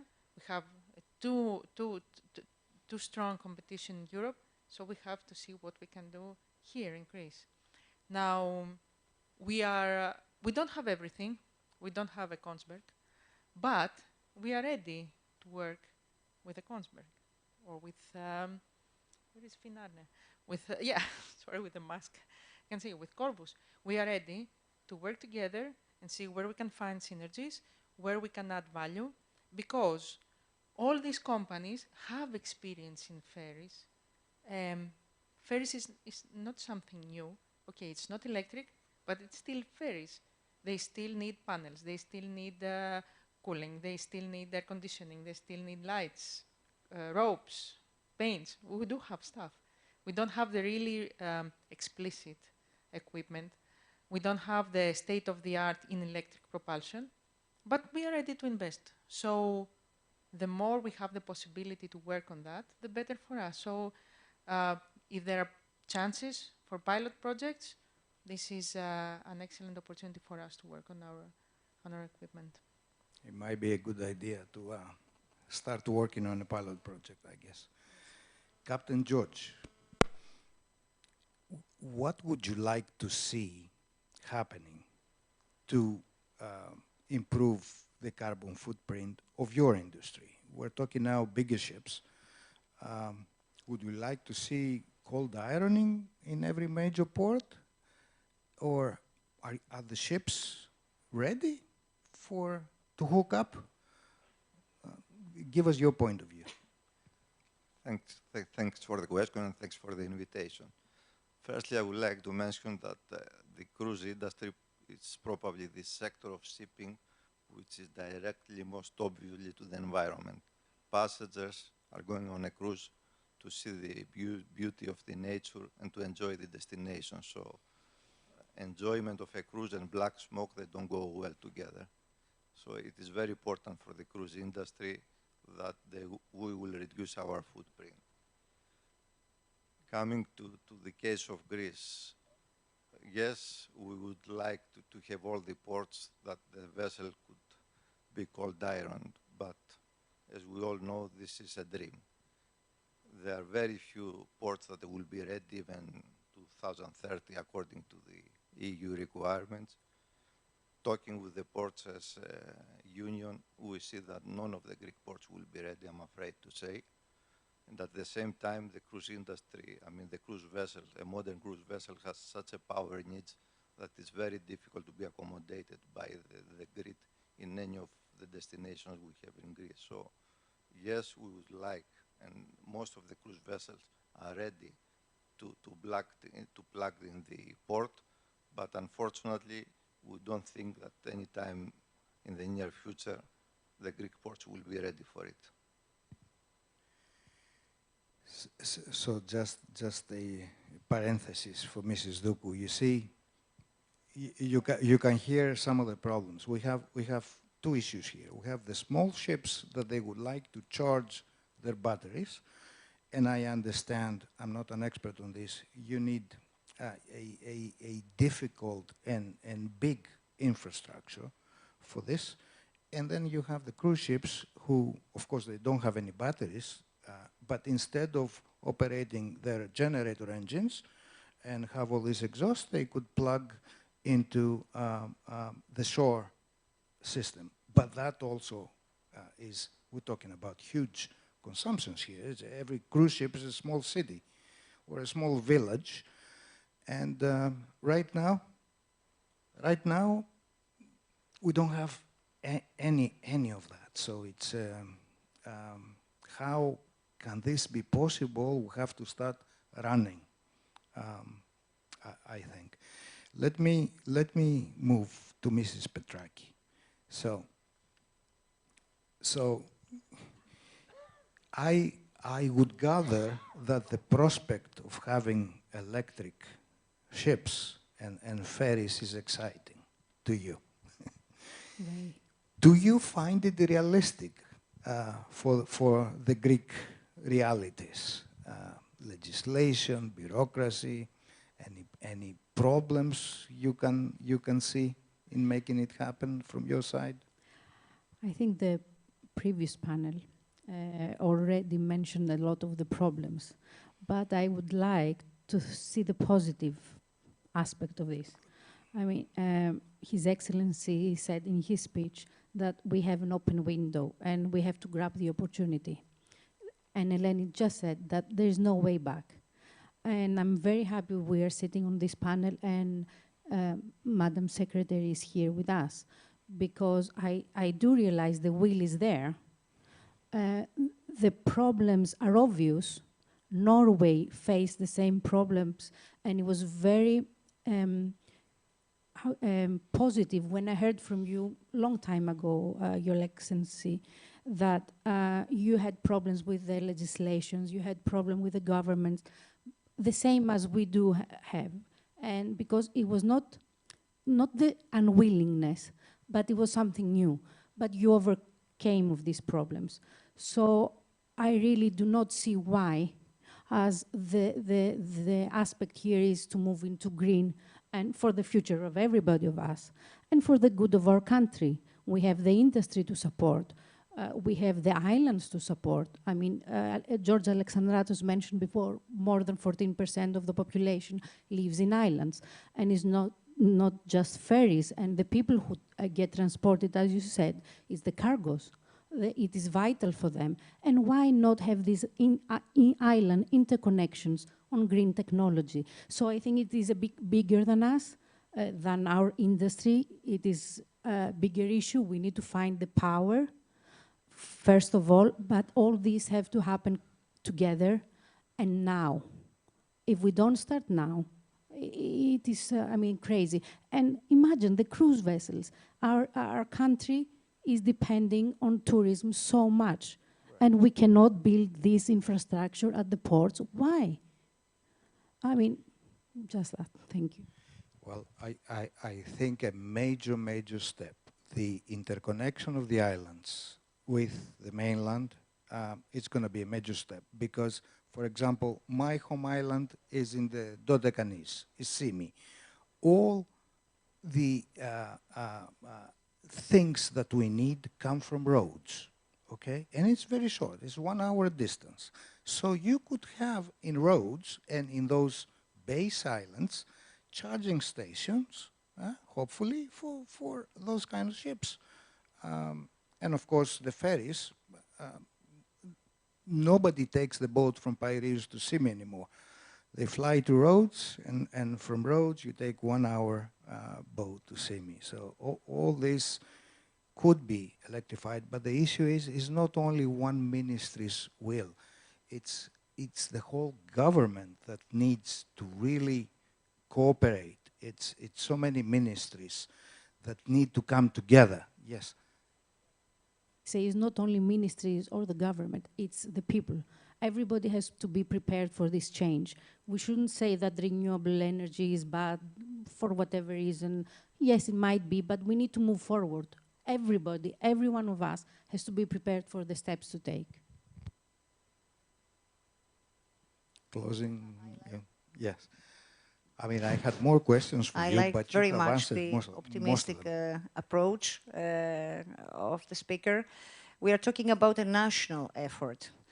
But I'm also optimistic, and I think that Greece will be so much different in some years from now. It will have nothing to do with what Greece is today. And of course, Greece has taken very significant steps in the last years. But as we speak about complicated projects which take a lot of time, what we need is persistence. We know where we want to go. Just to mention that a few days ago, we voted the first climate law in Greece, setting for the first time binding targets in order to achieve this carbon neutrality by 2050. So we have the targets, we know where we want to go by 2030, we know where we want to go by 2040. We know what the policies are, those that should lead us to these targets. Of course, yes, I expect also, we are in charge of the National Energy and Climate Plan in Greece as Ministry of Environment and Energy. But of course, we expect from all stakeholders to contribute from their own position. There are so many, yes, we are not going to invent the wheel, as you said. There are so many best cases, practices from all over the world. We have mapped what are the needs for this transition and achieving first of all, the 50%, 55% reduction of greenhouse gas emission. I think our first target is this. Where we want Greece to be by 2030. We have 7 years, let's say 8 years ahead of us. And there are so many policies. I'm sure that if we work very hard on implementing these policies, killing bureaucracy, saying, yes, we can do. I face this every day in the ministry. Everybody, every morning when I go and I say something, they tell me, oh, no, forget, Ms. Tuku, this is very difficult to do it. And then I get stubborn and I say, yes, we can do it. Let me share with you an example. It was a very nice example. We did it a few months ago. Well, actually, in the climate law, we have initiated a new governmental policy that its name is GR Eco Islands, Greco Islands Initiative. So this initiative is the vision of Greece, of the government, to transform completely the Greek islands into green and smart islands. And because you said you come from Symi, we chose Chalki as the first island to transform it under this umbrella of the Greco Islands Initiative. And so the idea was, well, in Chalki also, the electricity comes from these polluting plants that are based in roads. So there is an electric cable that brings the polluting energy from roads to Chalki. But the challenge for us at the ministry was how we are going to transform these islands into a new model, a new sustainable model, where tourists also will be very happy to see. It's also a rebranding of the Greek islands. And what we did actually was to collect the data from each household and each business on the island. So we collected what's the electricity consumption from almost 500, I think, homes, yes. And then we measured it and we said, in order to cover completely the needs of these 500 homes and businesses, we need a photovoltaic park of 1-point-something megawatt. We built it with the help, of course, of the private sector and their corporate social responsibility in 3 to 4 months. What the ministry did was to open the door to every kind of obstacle that the private sector was facing in terms of permitting, installation, whatever. In one day, we knew that we had the will, the private will, so our job was to satisfy every day this will. And it was a record time. In 4 months, we built it. What we did was actually a virtual net metering. So we managed to minimize, almost vanish the electricity bills of these homes. So you see the social impact of clean energy on the island. It's not just that there is a photovoltaic park somewhere. The people there, they pay almost 1/3 of what they paid previously. And this has a very significance in these days now. We enriched the Greco Islands initiative by putting electric vehicles on the island for the municipality, for the police station, the port station. So all vehicles there are completely green and zero emission.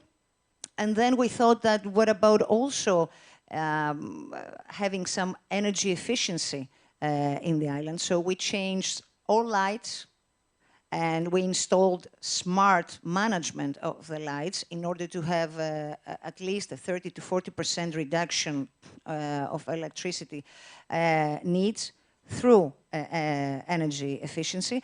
And what was missing at the end was an electric boat for the island. I think it would be a very good idea to, I don't know, to have a product, a touristic product on the island, doing, some... Maybe a small pilot. But we found it. I have to tell you that we found it, yes, because when you insist, you can find the solutions. In the beginning, we were trying to find this somewhere outside Greece, but this would going to destroy, the Greek narrative, why Greece cannot achieve having a made in Greece. So we find a small electric boat that has solar panels, just a small one, that was made in Patmos, σε ένα ναυπηγείο. So, sorry? Anyway, so Chalki Island now is a fully Greco island. There is a label there. The mayor, the inhabitants, the locals, everyone is really happy because has changed our lives. We need to advertise it more. And I think we can copy this. Yeah. And I was thinking of Simi as next, Simi should be next. Should be next. And then my boat will have to be electric, But so, okay, so I think that with the current government we have seen that big moves towards progress can happen fast. I mean, we have seen this with, for example, the digital transformation that we had to have because of COVID, but now, you know, we can do almost everything digital. So if the whole government, if it is a plan of the government, it can happen. And this is something that I think we should pursue from our industry if we want to see really electric ships, because it's not, the ships is half of the story and the infrastructure is the other half of the story, and the difficult part is the infrastructure, is not the ships. I don't have any more questions. I want to ask if you have any other comments that you would like to give to our audience, and also if all these knowledgeable people from the audience have any questions or comments for us. Yes, Professor. We need to give to the professor a microphone.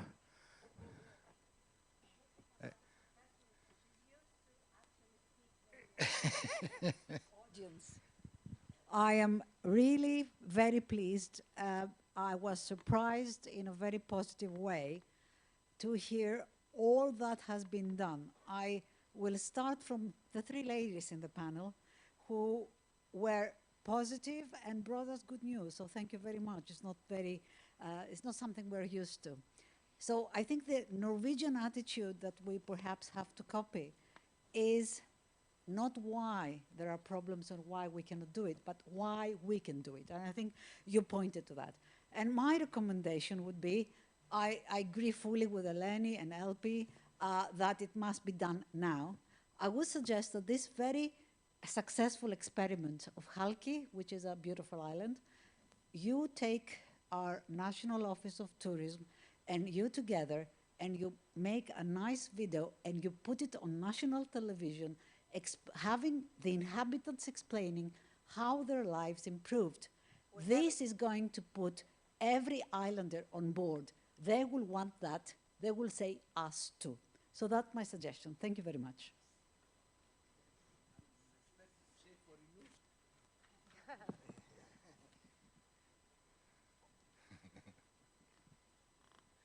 Yes, Ellen.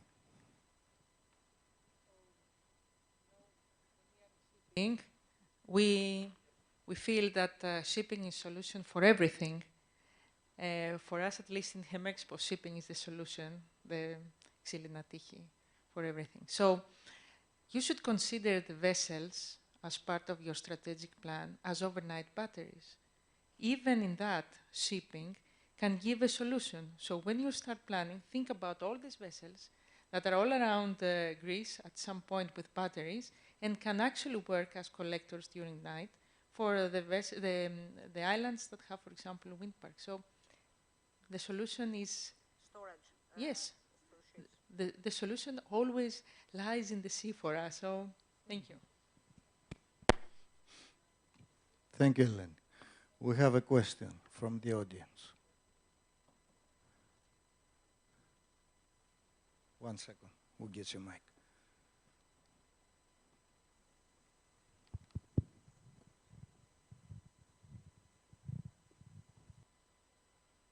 First, congratulations to all of you for this nice event. I would like to put two to three things for the electric propulsion. Electric propulsion is very simple. It's not very difficult to construct a vessel or anything else. The only thing is the source of energy, batteries. The electric propulsion is many years, since 1936. So as far as in Greece concerned, we can build very easily. It's only a motor actually, because I have worked on that. It's only a motor and everything. The problem is the source of energy, the battery. If you can bring a battery, I was thinking what to do. Maybe you put a big truck, batteries, and we change it in and out. I don't know. But once we solve the problem of the battery and the infrastructure in the islands, as Mr. Chronopoulos say, it's very simple for us to build. It's much more easier than a conventional vessel, than what we have built many years, like because the reciprocating engines and everything has a lot of auxiliaries, a lot of problems. That's a motor, nothing. No maintenance, nothing. And I don't understand why our colleagues in Norwegian, somebody says they have problems. My opinion is that the electric is the simple thing. It's only a motor and a battery. The problem is what batteries we put. Yes, it's certainly simpler than a reciprocating engine. We had said that, but then also from the part of the Ministry of Mercantile Marine, we also need to have moves over there to improve the regulations, because I hear that right now there is no regulation about what is the legal requirement for crew complement in Greece for electric ships. If you go with an electric ship, they will tell you, you need to have 3 engineers in the engine room, you know, and you have batteries. So Mr. Avianidis,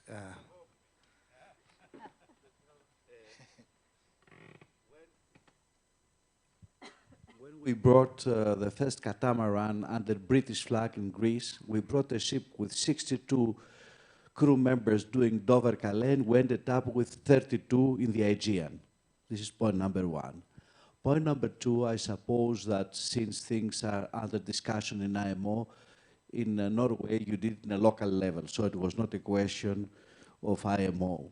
So how difficult is for Greece, and dear state, I refer to you, where the solutions, they are not on technical ground, because even if we have the willingness to develop this technology, we're going to end up in very difficult political questions, because we're going to mix things up.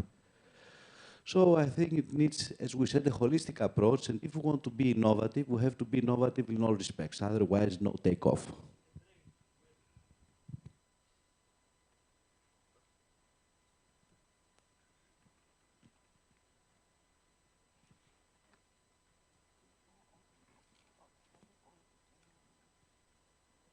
Thank you, Panos. I have a question for one of the gentlemen of the previous panel, one of the Norwegian people. I would like to know, what is your biggest achievement in terms of a ferry in Norway? In other words, what's the frequency of the ferry on a daily basis? What's the number of crew? What's the distance that the ferry covers? How large is the ferry? How many people she can carry? So we get the perspective before leaving this room, this fantastic place tonight, of what has happened, because this is really what we came here for.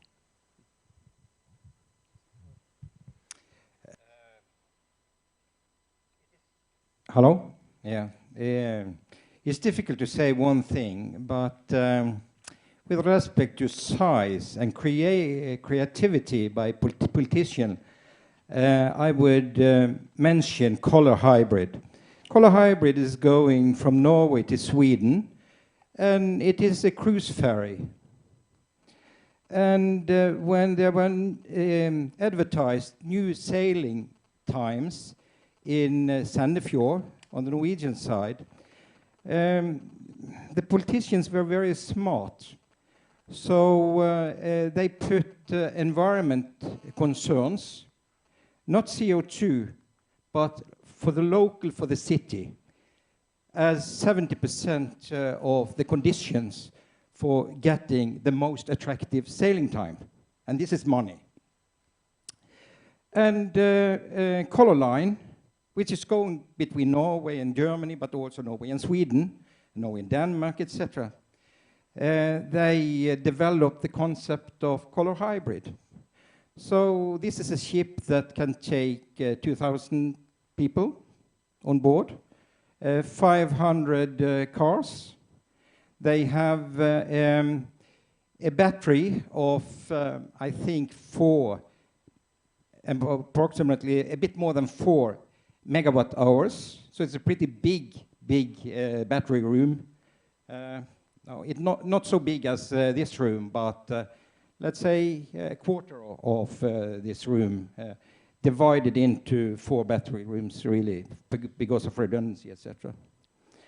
So this, I think, is, first of all, they charge in the city, and they can sail emission-free out the Sandefjord in such a way that they save dangerous emission for the population of the city. How much time is that sail under battery? We are talking less than half an hour. Less than half an hour. Less than half an hour. 2,000 people. And also, when they are coming at the other side to Sweden, the Swedes are not been able to come up with charging stations. So on the rest of the trip, they use the battery just for optimizing the power solution. But still, it is a very, very effective ship with respect to use of fuel.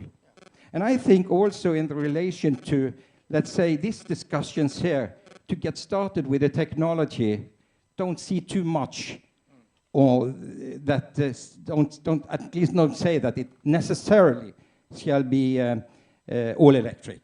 Hybrid solutions can be very good. You will see it increasingly from deep sea shipping as well. And several major ship owners have already started to do this, to be able to have emission-free sailing in the ports, and also being able then to optimize the power solution, so you use less fuel, so it's an energy efficiency measure for most of it. Thank you. Follow-up question?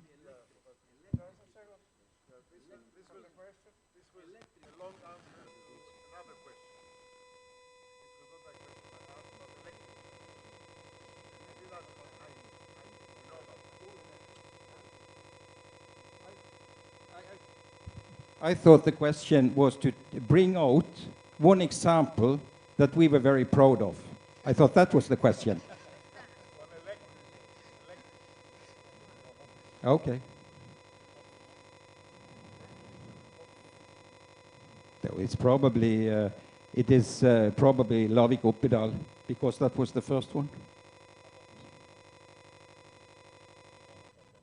Yeah, of course, but it's traditional technology, and you didn't have that. So there are many. I mean, we have 80 altogether. So, yeah. Yeah.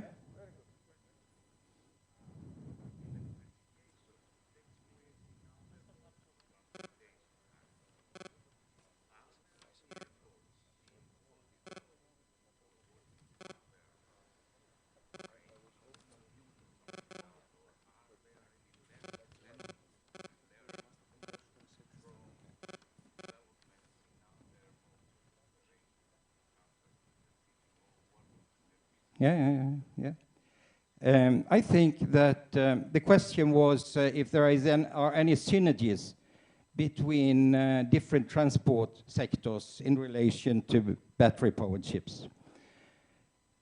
And I don't think it would be possible to have this fast development with respect to electrification of ships in Norway if we didn't have the battery electrification of the cars. Because Norway, once more, the politicians went into subsidizing electric cars. And the Norwegians responded on that. And we understood that batteries was not something that you just bought on the next door shop and you put into your home equipment, but you really use it to bigger things. So I think that was psychologically important for what we did. We get used to it. Then the battery cells that we are using then in the ships are the same as you are using in cars and other equipment as well. So we, as of today, we don't make battery cells in Norway. In the future, many companies would like to do that. So hopefully we will have a production. But what the Corvus is doing is putting the battery cells into battery modules And then this is put into a battery system for the entire ship in such a way that it is effective and it's safe. Okay, and with that note, we are a little over time, so I understand there is a reception. So thank you very much for your attention. Thank you to all our speakers, and we'll close here. Thank you very much.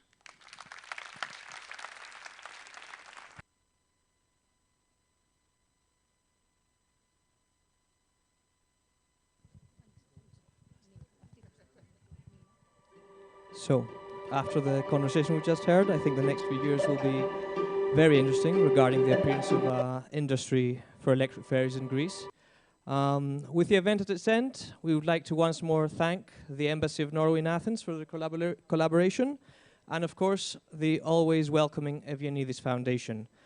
On behalf of Visalos.net, we would like to invite everyone to a cocktail reception on the ground floor of the Evianidis Foundation.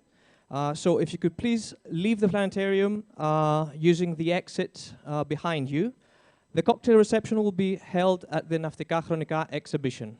Thank you very much.